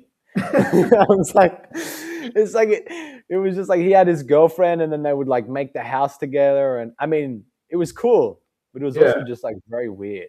Like when I yeah. think back, I'm like, just It's, like it's quite funny. I'd be always like, what are they doing in there? Like, Yeah, in the house, in the just Minecraft like, house. What are they I'd be like, doing? what are you doing? Like, they're in their own party chat as well now. I'm like, Oh great. god. We're in the same world, but now I can't even be in their party chat. No, So no. then you get creepy, and I remember like me and everyone else in the map in the game, Oh we no. like start like going and like walking around the house. Looking through Yeah, the it was just like windows. shit that if you did it if it was out of context, it sounds like we're just criminals. Yeah, for real. If it wasn't in Minecraft, this is like jail time. Yeah. But You just got to put the Minecraft context around it, and then it's okay. yeah. It's like Yeah. I swear it was in Minecraft. Yeah, yeah. I was just Like looking through the windows and breaking into the house.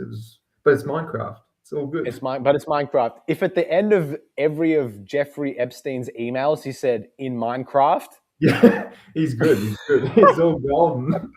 that's so fucked up to say, but like, Oh, dude. It's like it's true. It's like it's in Minecraft. It's okay. he's like, had a great time at the gathering today with Shaq, Keel Yeah. O'Neal in Minecraft. In Minecraft. In Minecraft. Just What built a new happens in trap door. Minecraft stays in It's Minecraft. in Minecraft. It's so fucked up.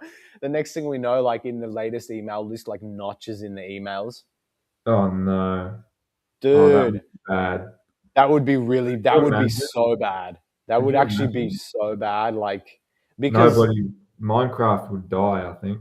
oh my God. I mean, to be honest, it wouldn't, because like Roblox got exposed for having pedophile rings in it, and it's still True. relevant. True. It definitely took a hit. Don't get me wrong. Like, I'm not defending it in any way.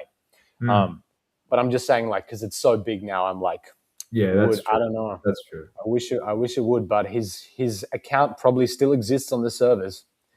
Yeah, probably. Somewhere Like out there. the Epstein killer is his name or something on Minecraft.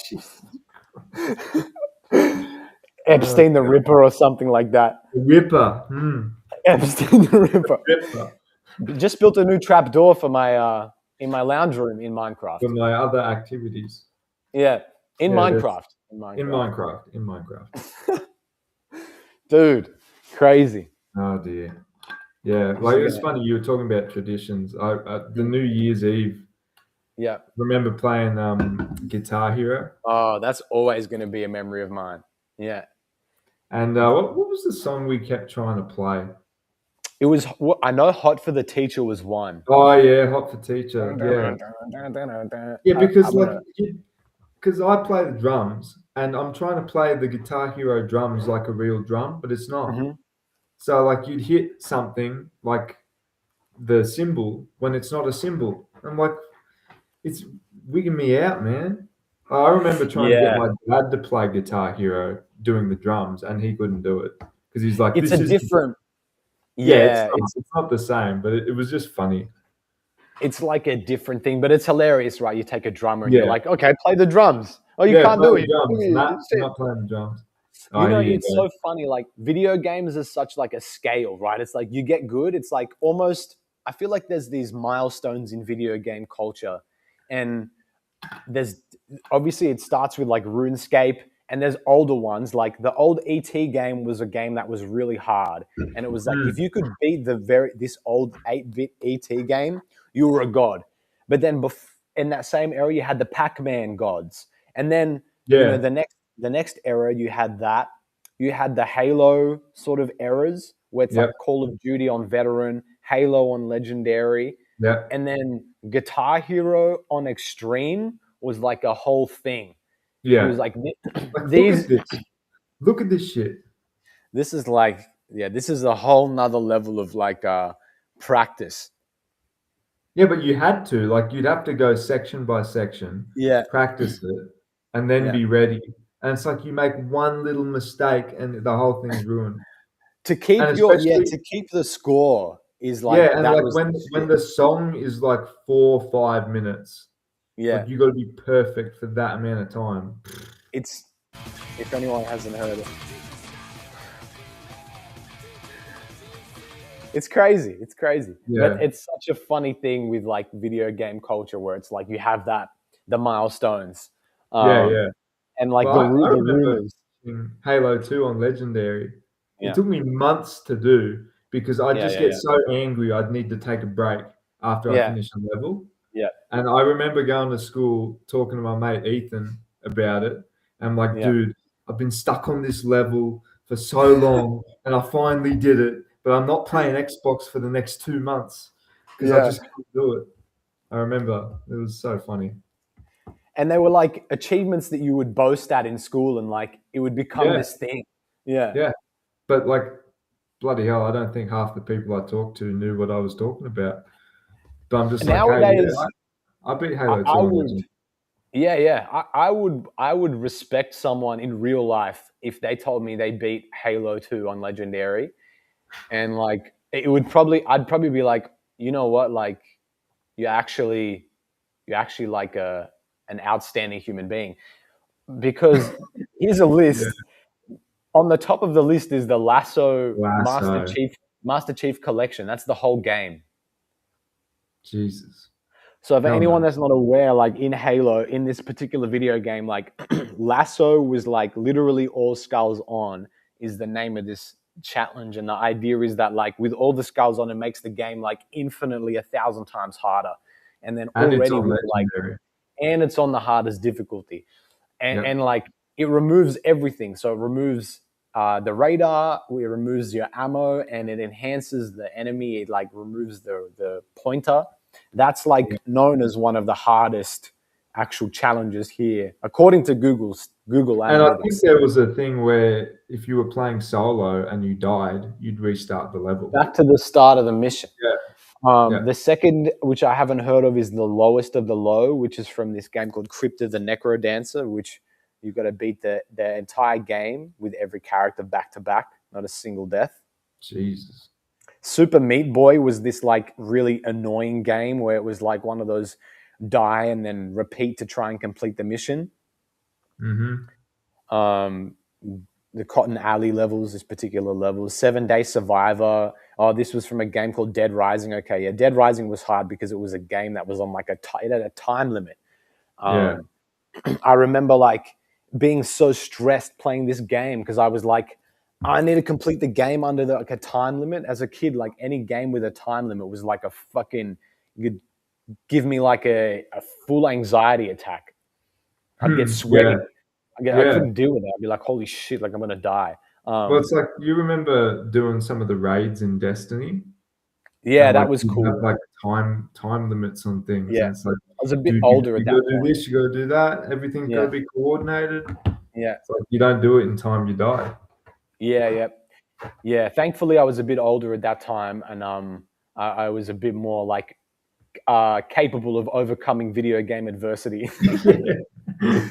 So it wasn't as Yeah. stressful, but there were definitely moments, yeah, where I have shed. To say that I haven't shed a tear over a video game would be a complete lie. I would be lying out of Oh, my mate, teeth. we all have. We all I have. think the first tear that I ever shed was that fucking mission from the level in Lego Star Wars where you got the pod racing. Oh yeah. Oh, that is like universally known as one of the hardest Yeah, missions in the Lego game. and you've got this timer that comes up, and that it's in like Yeah, little yellow text, that it's not like it's not directly above too far high. It's like in this it's in this weird zone. So from yeah, like it's like graphic, really obscure. yeah, if I apply like graphic design understandings, it's like in this zone of the screen where like you can't help but feel uncomfortable about it. Because if it's too high, you're like, oh, it's chill. But here it is here. But if it's too low, then it's kind of in the way. But it's in this weird place, right, in the screen where it's making you feel uncomfortable, and it's in these big letters and it's counting down these Yeah. digits. It's so good, like the game design, like to create this feeling of anxiety, you know. And Yeah, it's when you're a popping. kid, it's great. Oh my God. As a kid, I was like, I'm actually gonna die. Yeah, Like, yeah, like and the you thing cry. was, You cry you about it. would cry. It definitely broke kids. It was definitely a gauntlet you would run as a kid. And the worst thing was when you failed, it didn't say fail. It just reset. Yeah, It you was, just go back to the start. it was horrifying Yeah, because but it's think like about you it, don't like, even get a break. It just takes you no, straight back in. It's it's like you got to right do it back into again. the, yeah. And it's like getting punched in the face, but like you don't even like have the time to kind of react before you're back again. Yeah, yeah, pretty much. um and it's such a legendary like a moment in a lot of kids lives. I feel like that's a fond memory for a lot of people, and I love Yeah, that. But yeah. yeah, I mean, Modern Warfare 2, I would play Call of Duty Modern Warfare 2, and with the big kids. And I remember like always, I remember being a little kid and feeling like, oh, I'm playing with the big kids. Um, Mm-hmm. Yeah, and they just like destroy me. And you know, I get on the mic and be like, "Fuck you!" Like, yeah, bro. The like Call of fuck you, and Duty lobby. turn the mic Yeah, off. yeah. And Oh, dude, like, we'll get to the whole Xbox Live thing. For me, mm, when I was younger, my parents were very strict yeah, I on remember the that. games I could play. True, I do remember And that. then when I finally got Xbox Live and I'd go to join a party, like with Mm. you or my mates, I Yeah. was never allowed to speak because my NAT type was set to strict. And then Oh I'd my have to get my God. dad in, and I'm like, can you help me change the NAT type, please, so I can bloody speak? This nap type thing was the Oh, bane of my existence, it bro. was constant. Like, you'd be like in a party with Luke, Spookwave, as he was known as Mm, online, and everyone would be like knowing that like you'd be able to play with you, but you wouldn't be able to speak because your no, nat type was closed. yeah. And I'd it be was such like, communicating through signs and yeah, messages. dude, messages. This guy's got to use. You had to use the Xbox Yeah, keyboard. I did. I had it attached to my controller so I could Yeah. type as quickly as Oh my possible. God. So for a Oh, long time in Minecraft, it'd be like you'd ask you something and have to wait. You'd sit there and be like, "So what do yeah. you think about this?" And be like, 5 minutes later. when you've typed out the Yeah, message. type it out. Yeah. Oh, Thankfully, with the God. keyboard, it was each individual. It wasn't like typing on a Nokia, No, or no, something but like that. it was still a pain in the ass. But it was still a thing. And then like even joining games with you was always like a Yeah, thing of like, it oh was my hard. God, like, is he going to be able to join? But I remember like, yeah, because I guess my parents were strict, but it was weird what they were strict on. It was like brutality was more what they were focused on. Like it was like if they saw some really like some gore shit, some gory things, or like some scenes that were really intense, or if it was like, it was funny because I'd be, as a kid, I'd be like wondering and almost like testing, like, what is it? Like, how far can I push the boundaries? Because, as a kid, like all you do is push the boundaries. Yeah, exactly. So I'd have like the game on and it'd be like a sentence. You'd be like, don't you fucking do that. And that wouldn't trigger them. Yeah. But it'd be like, if you're playing the game, if it was like a Call of Duty mission and someone was like, get down, fuck. If they just said, if it was get down, comma, fuck, full stop, I'd hear in the background, like mum would be like, hey. Yeah, I remember that. I'd be like, oh. I'd be like, what? I'd be like, it wasn't me.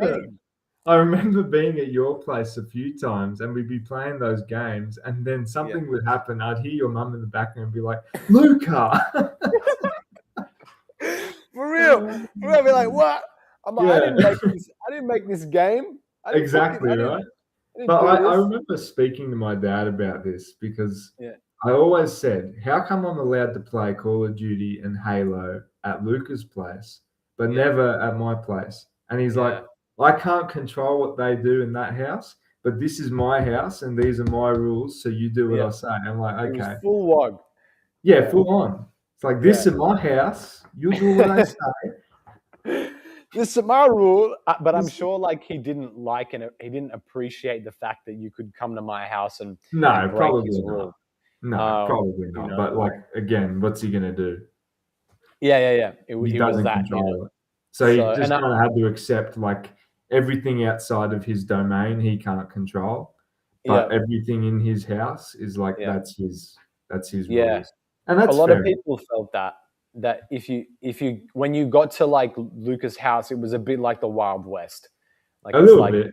Yeah. Shit, the saloon doors could open up. There could be a fight between mum or dad, a breakout at any minute. Yeah. Like and you could be like, I could have friends over and there'd be like a bit of an argument. And we'd be just in the lounge room, like, like, okay, we're playing Xbox. Meanwhile, in the meantime, there's like a domestic in the background, and you're just like, like, oh, okay, we're just like next mission, cool. Yeah. But it was a bit like the Wild West, my place, and I remember having neighbors that they'd come and we'd be playing Call of Duty, and I got like blacklisted by our neighbors from across the road because they found out that we were playing Call of Duty Modern Warfare 2 and they didn't agree with Call of Duty. Didn't agree with their kids playing Call of Duty. So they were like, blacklisted me. And then I couldn't even go over to their house anymore. Oh, God. I was banned, bro. I got the ban. So I was like, fuck them. Fuck them. Yeah. Dude, that sucks. Yeah, there used to be a cool tribe on like in my street. I'm like, kids now, the playing on the street, like every now and then it's cool. I get the reflection of that because I'm walking in the streets here and I see like some kids that they're out, they're doing their thing, but very few. Like it's like that they're super young, like not at the same age that we were, still being outside and like neighbors, like waving to us as we're like shooting each other with Nerf guns and shit. Yeah. Oh, dude, like I remember being like, even when I was 16 and my mum's like, you can't go outside by yourself. You can't go for that walk. I'm like, why? I'm 16. She's like, no, it's not safe. It's like she always had this fear about me being outside. Whereas dad's like, just go. Get out. At least with that, it was cool. Yeah. Yeah. Did you ever have that moment as a kid where like you got into an argument with your parents and then you started packing your things and being like, I'm out of here? Yeah. Did you do that? I remember doing that. I remember like having a box. I had like a box with like a teddy bear on it. And I started like one night I was like, man, I'm out of here. I'm blowing this popsicle. Like you guys don't understand. You don't let me stay up past 8 o'clock. Okay. There's a possum on the TV that's telling you when I need to go to bed. You people are crazy. Okay. Yeah. No, I had a little bag that I used to take for sleepovers, and I had all my stuff in there, and I just take the bag, and I'm like, I'm out. I'm going. You like walk out the front door. You're like, I'm out of here. I don't know where I'm going. Yeah, and But, then like you'd walk out the front door, you'd stay out for like 5 minutes, and then they wouldn't come after you. So then Yeah. you'd like crawl back, and it's like, oh, did you? You actually went? Because I never actually got to the point where I like. Maybe one time I walked down the street and then I was like, you actually went the outside. closest I did was like walk down the stairs. Yeah, yeah. And then like And 5 minutes later, I came back and I was like, yeah, I Yeah. didn't go anywhere. But You kind of like, yeah, I don't even know how to cook pasta. Like, I'm dude, fucked. yeah, exactly, right? Can't do shit. Can't cook eggs. Yeah. 2-minute noodles, too difficult. Don't even have a microwave. Exactly. I'm like, this is my whole life. If I leave this, what am I gonna do? Yeah. I mean, they got all my toys. Yeah, what do I do with all that? That's not in my bag.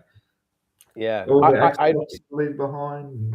Exactly. They got my Xbox, and like they'll probably sell. I mean, like I don't want Dad like ruining my stats, my KD ratio. Exactly. That stuff's important. That stuff is really important, man. Priorities. Don't touch my KD. They're gonna see my. I used to make these emblems on Black Ops 2 of like titties. They're gonna see all my emblems. I'm gonna get in. You know, they'll never want to like love me again. No. Oh as man. As soon as they find that stuff, you're gone. Yeah. I'm out. Yeah. I was gonna say like, damn, during school, like during primary school, like this is like year 2 era. Which was like a time where I actually met another one of my friends who's been on the show, like Max. You've met Max as well. Mm-hmm. Yeah. But I met him like at primary school, and I was thinking back, like aside from the people who I met during primary school, it was a weird era where like I was so troubled as a kid. When I think back to that time, like I was reflecting, I'm like, I just remember like primary school, there used to be a lot of pushing. There used to be a lot of like abuse, a lot of bullying. I used to cry a lot, like in primary. I feel like I was so like in primary school. I was so serious, like as a kid. Like I was so sad sometimes, and I was like, why? I don't know. I had this like thing when I was a kid. You know, like I remember like part of it was because at some point I realized that like if I cried, like girls would kind of like me. You know, I was like, so then I was like, oh, that was real. That's real. I was like, you know, I would actually be genuinely sad and like was very emotional as a kid as well. But I'd also be like, at some point I realized like, and I remember this during this one day in class where there was this guy called Josh, and he used to like, he was just like he was actually probably a cool guy. And he used to just say funny things though. And one day he just like, he insulted me because I was like Greek or something like that. He called me Turkish, and I shed a tear, started crying, and I was like, "What are you talking about, man?" I'm like, "You don't even know the trauma." And I'm sorry, that's so funny though. It's hilarious, bro. It's hilarious. It's so stupid, but I remember like walking out of the class and like making a bit of a scene, like it was like I felt like George. I was like a George. Yeah. I'm like, "What are you talking about?" Walked out of the classroom. I'm not Turkish. Like, don't you know how much trauma? And then I walked out, and I remember like a couple of the girls came out, and then I was like, I was still kind of sad, but at the same time, I'm like, why are the girls out here? And I was like, I'm like, can't you see that I'm sad? Why are you out here?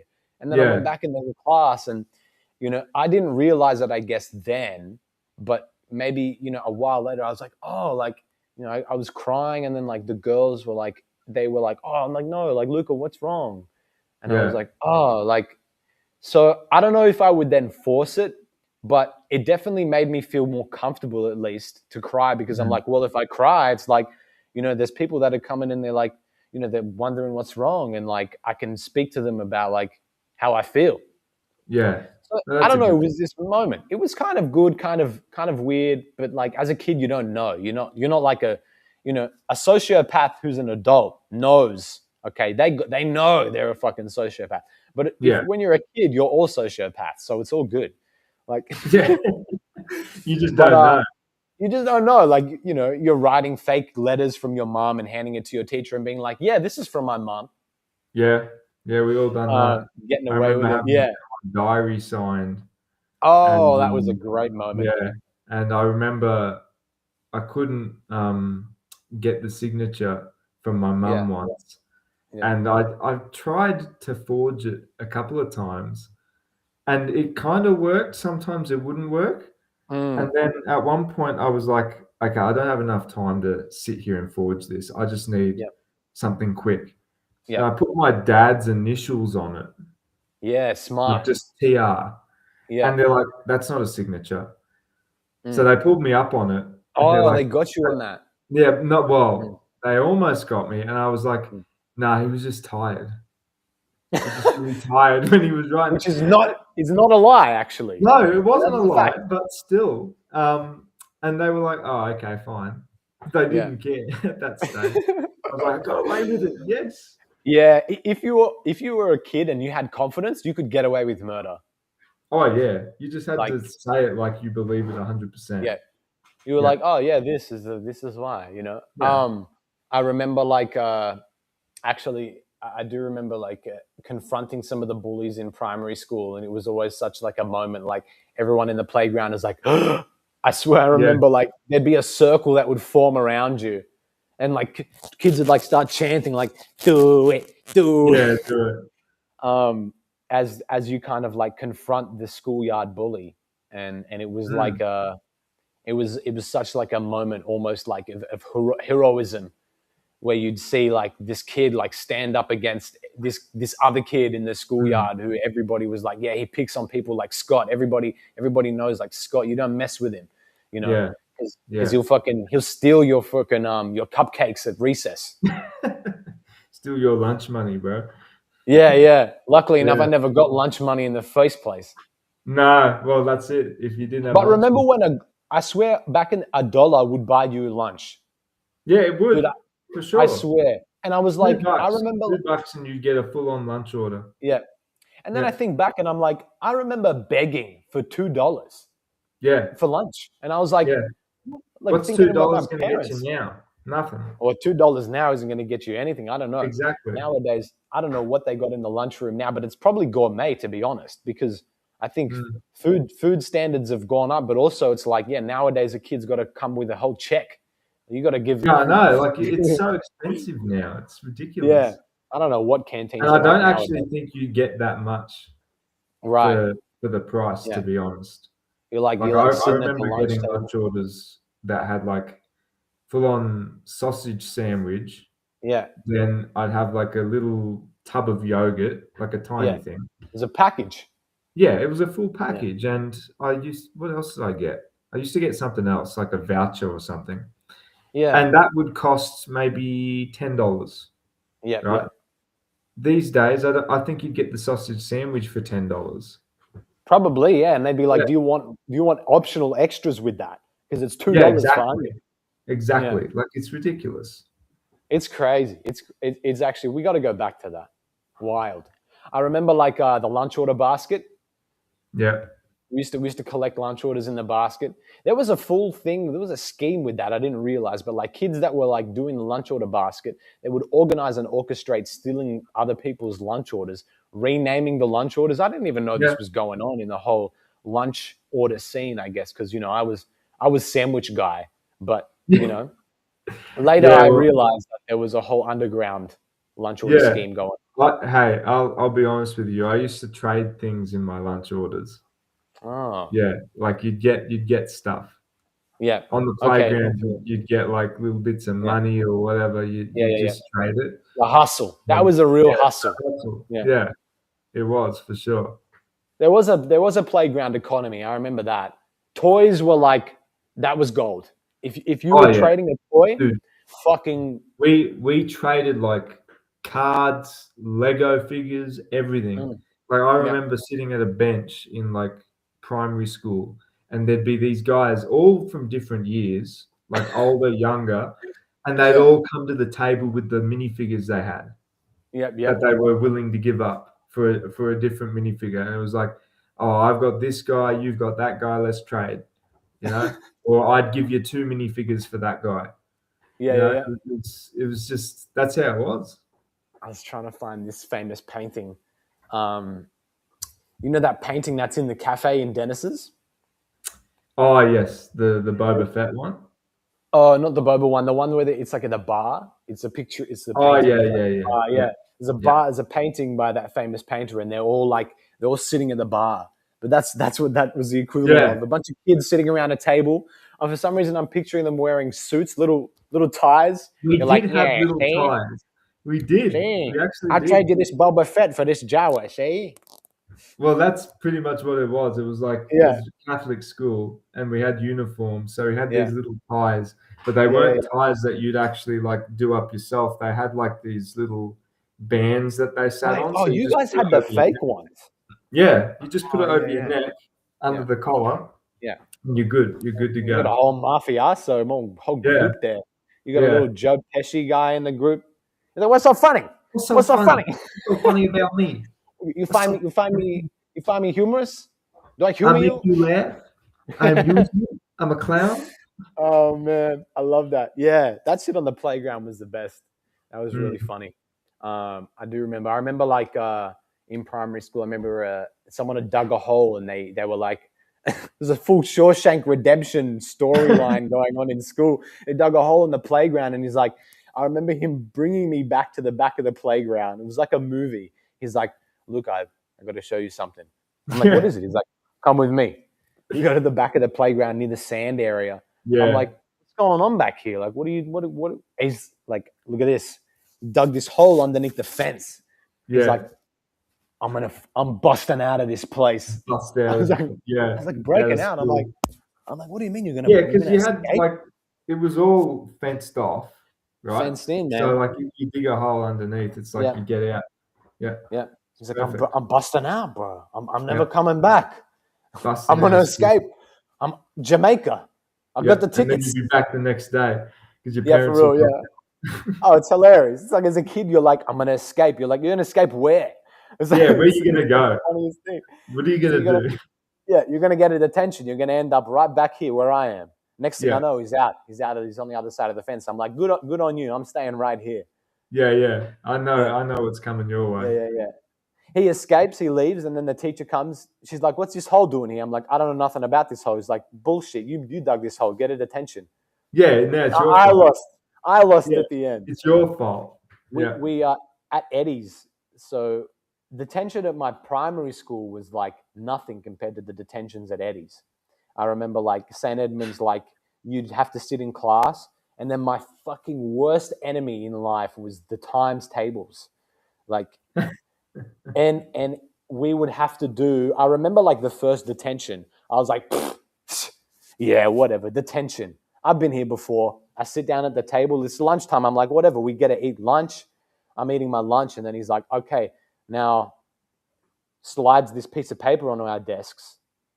And the worst thing was that the kids are handing it out. And the kid slides the piece of paper on the desk, and I'm like, whatever, man. Look at the piece of paper, and I'm like, like all of my soul leaves the body. It's a whole times tables list. And he's yeah, like, and at the end, you got to show me. yeah, And he had this punishment system where it's like, if you got something wrong, you had to like stay behind longer. Like if you finished it, if you completed the times tables 1 to 12, you could go. But because I was so fucking bad, and if you completed it first time, no mm, incorrections, you were mm, out. You were free. You were a free man. yeah, But I was so bad at times tables, dude. I couldn't ever complete it in the time. So I was like, fuck it. I'm just going to stay all of lunch. I don't give a shit. I'm going to stay here, eat my lunch. yeah. I'll fucking do the 1 to 12 times tables. But yeah, I remember like that detention really, I was like, this is the real deal. This is like isolation. Yeah, pretty much. Do your times tables. If you're bad at it, too bad. Yeah, it was a real lesson. Yeah. Yeah, yeah. Then we had the Tuesday detentions at school, which was, I only got that once actually, one time, because I shot a friend. I shot someone who I thought was a friend. Fuck you, Kieran. I shot him with a potato gun. I remember we were in the same place that I met Peter first. We were in the quadrangle, and I don't know how this friend also had a potato, but like brings a potato to school. But I stuck the potato gun in the thing, and I like pointed it across the way, you know, and I was like, shot him, boom, I hit him right in the head. This potato pellet, Jesus. and he's like, what the? Looks around and shit. And then I thought nothing of it. Like I was like, oh, it's cool, whatever. Like it's just, you know, nobody, no harm, no foul. Yeah. You know, it's whatever. Like boom, like and that lesson after lunch, some student comes into the class. Is like, Mr. Richardson wants to see Luca, and I was like, what the fuck? Like I didn't do nothing. Yeah. I go to his office, and like I remember like sitting in the office, and I just got the biggest blast, man. We got put on blast. It was crazy. Damn. Yeah. He started yelling. I was like, he was losing his shit. I was like, whoa. I'm like, Whoa. is he like, did he die? I'm like, I think he died. Like I shot him with a potato gun and he you shot him died. in the head with a potato. For real, that makes sense. No, You shoot someone in the head. I killed him, bro. It's a murder. Yeah, exactly. No wonder. You deserved it. Yeah, I did. And if the worst I got was a Tuesday, damn, I remember it really went down. Because that was the Tuesday. I remember like vacuuming the school and shit. I was like, this isn't so bad. I'm like doing community service. Yeah, well, pretty much.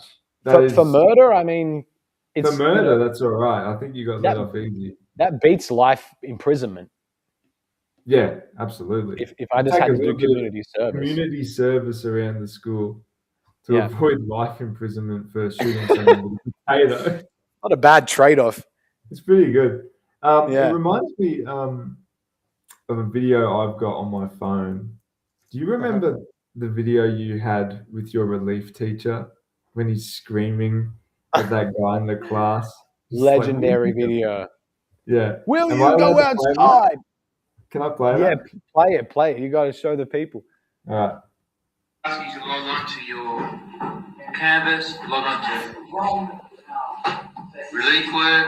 Will you go outside? Hey, you! Oh, yeah, very clever. Go! Now! I love that. The kid in the background. I love like, oh my God. That meme actually, that transcended meme culture in our school to the point where people in your school knew about it. Yeah. It went everywhere. Yeah. Everyone knew about that video. Oh my God. So good. So good. There's nothing more incriminating as an adult than like being made fun of by kids and then losing your composure.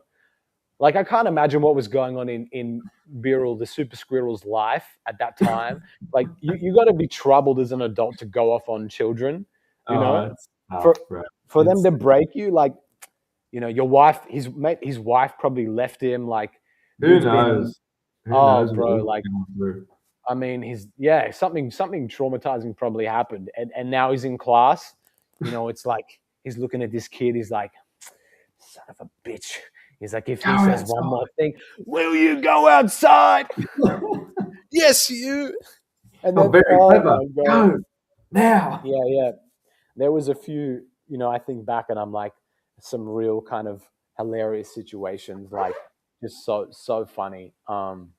Like a lot of, I remember once like a teacher just started crying in the lesson, like, because like there was some of the bullies in the class, like they were kind of like picking on her. They weren't like, she was telling them to do something and they didn't want to do it. They were like, nah. And she like kind of sat at the desk and started crying. And I was like looking around the room and I'm like, a moment of consciousness as a kid. I'm like, this is really fucked up. Like, I'm like, that's rough. This is like an atrocity of like humanity. I'm like thinking at that time, I'm like, this is horrible. You know, and she stayed as well. But there was other times where like apparently we heard a story about a teacher who started crying and she ran out of the class, you know? You have any stories like that from Marist? Nah, nothing like that. Your year was, you had a good year because we did have a good year. Like we had some idiots in our year as well, but nothing that like made people cry. Yeah, maybe our teachers were just built different because they'd go back and forth with us. Like if we gave them shit, they'd give us shit. Oh yeah, Right. It's Yeah. fantastic. Only now do I hear the stories where Marcos says like, yeah, one of his English teachers will actually call someone out, like sit at the desk and be like, shut up, James. Shut up, James. Just Yeah, shut up. Like, yeah, and I was like, wait, he really says that? Marcus is like, yeah, he just sits there. He's like, tells him to shut up. He's like, yeah. he called out one of the kids and said it's cringe. I was like, what? He's like, yeah, he was talking to one of the kids. He's like, I wouldn't say that if I was you. It's cringe. Imagine a my teacher God. accuse you of being, that's an insta kill. Yeah. It's like, Your aura's gone. Aura's yeah, your gone. aura as a kid. Shit, bro, you're going to be known as James the Cringe. Yeah, your rep is finished. Yeah, It's in yeah. the bin. I remember like rumors as well at some point, like, as a, like, you got to an age as a kid where it's like the female teachers started becoming more like sexualized. I don't Yeah, know, but like I was like, okay, like why is my history teacher like really hot? I'm like, yeah, what? Like I'm like, this is not right. I'm like, something's going on. Like, what are the teachers doing? And you don't realize that it's you.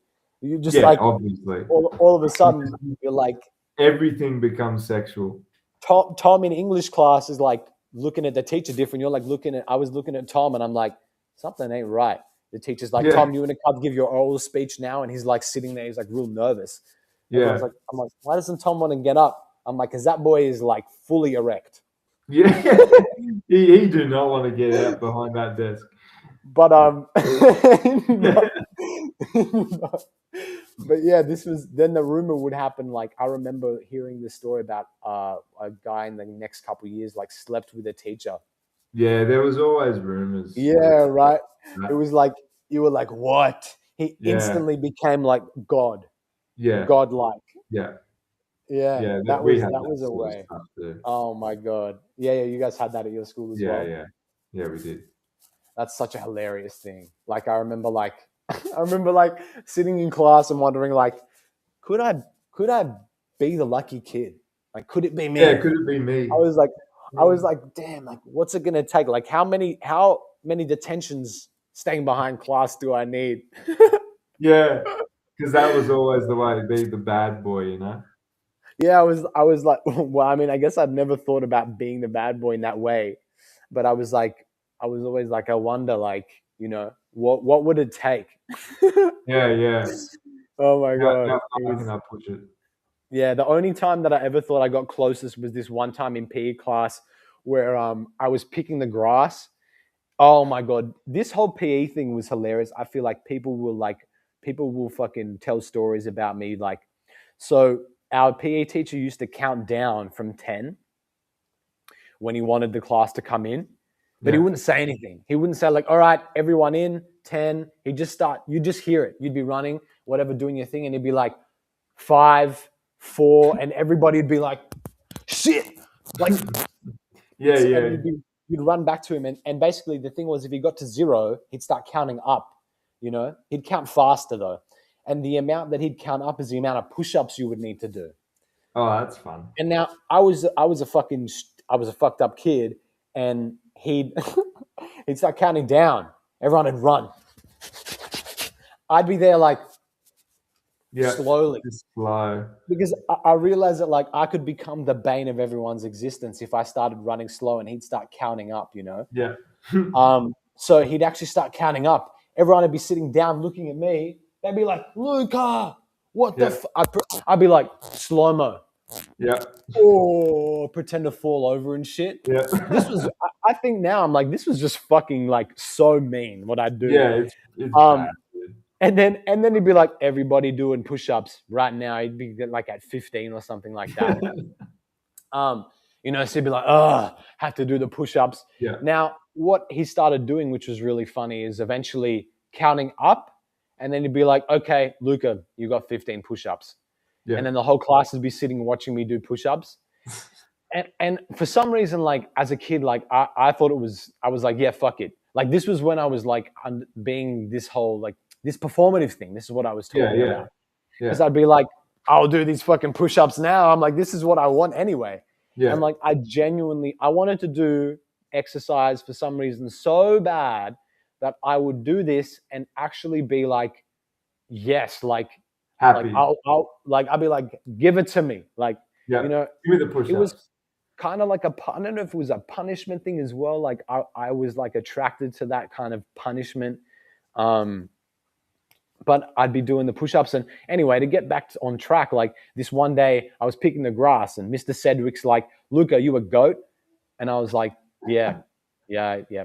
And he was like, "Do you bar like a goat? Bar like a goat," which is kind of fucked up. That But is anyway, weird he's for a like, teacher "Go to say. class and get changed." And I Yeah. was like, "Damn, what?" I'm like, so I remember going back to class and I'm like, "Yeah, whatever." Like I get in class and Miss James was in class. And I was like, I was like, "Oh," I'm like, you're going to, she's like, "What are you doing here?" I'm like, I got to get changed." She's like, "Oh, okay." And I was like, you're gonna go?" She just sat at her Yeah. desk. And anyway, I'm like getting changed. I'm like, and because the thing was, it would have been fine if my desk was anywhere else other than right in front of the teacher's desk. Oh God. Because I would always get moved to the front in class, because it's like, "Luca, Yeah, you of can't stop course. talking to everybody. Like, what's wrong with you? You just won't shut Yeah. up. You sit in the front." So Mhm. I remember like sitting down on the ground, like getting under my desk to get changed. Trying to get changed. Because I was like, I'm not gonna get changed like right in front of her. I was like, "This is fucking weird. She might touch my nipples or something. I don't know." Yeah. But Oh, but dear. yeah, that was like this funny moment in class where I'm just like with Miss James, just me and Miss James. I'm getting changed in front of Miss James. Wow. And it wasn't. Wow. I don't want to. Not anything against Miss James. She never at one point like did anything sexual. But Yeah, it was just just like, point that out. I think I, as a kid, was attracted to Miss James because she was like the female teacher, and I was like, it felt really funny and awkward. So I like got under my Yeah. desk to get Yeah. changed. It's a got funny back, story.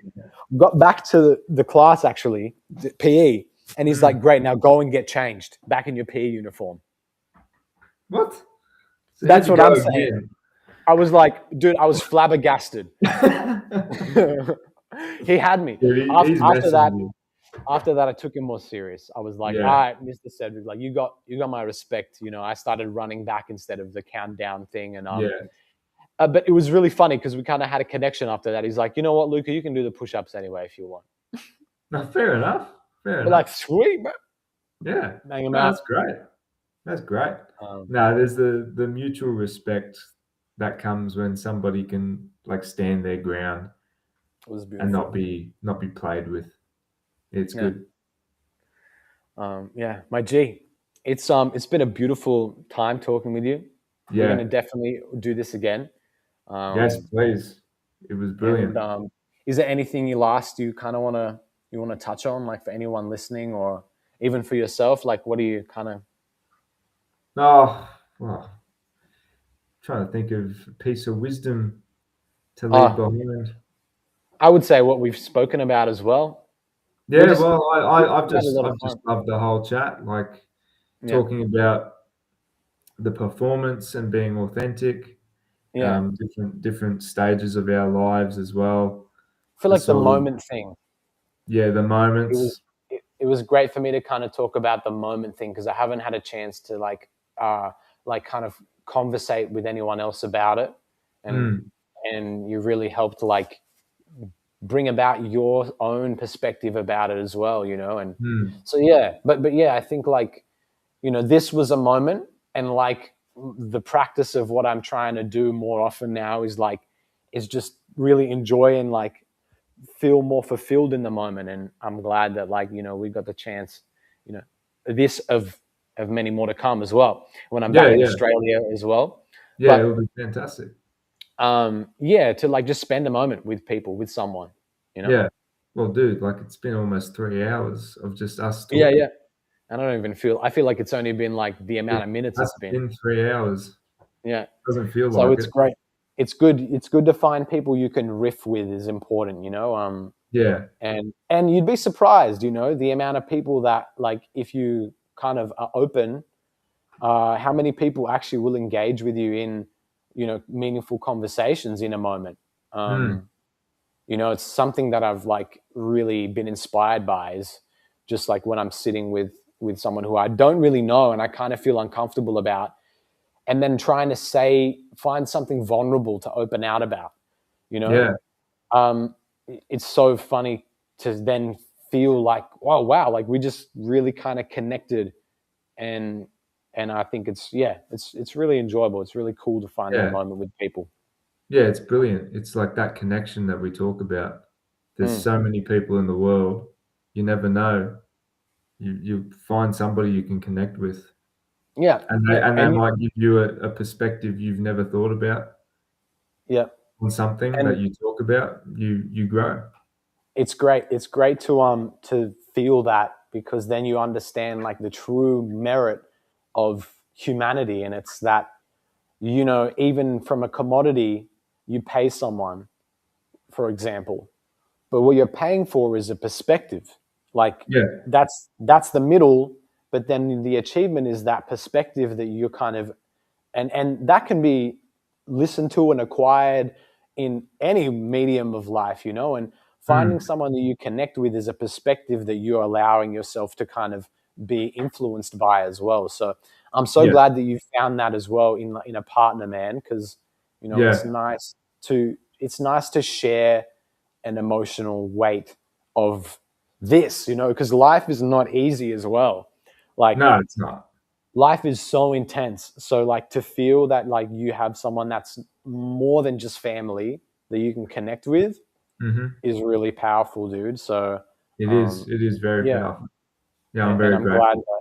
I'm glad that we can connect in that way as well. Yeah. Well, I always know with you, you're Mm. always down to chat. I'm always down to chat. We Yeah, just talk about yeah, everything. yeah, 100%. It's jazz, baby. That's it. Speaking of, I'm gonna I'll play us out with a little bit of jazz, a little bit of this boom bap from Threatnique here. This has Beautiful. been Spookwave with me on episode 6 of Since We Last Spoke. I want to thank everybody for watching, and speak to some of your friends today if you have been listening. So go about and enjoy your day as well.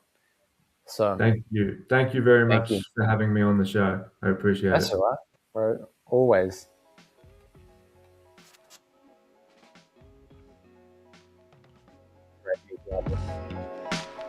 Beautiful. My G. I'll speak to you soon, man.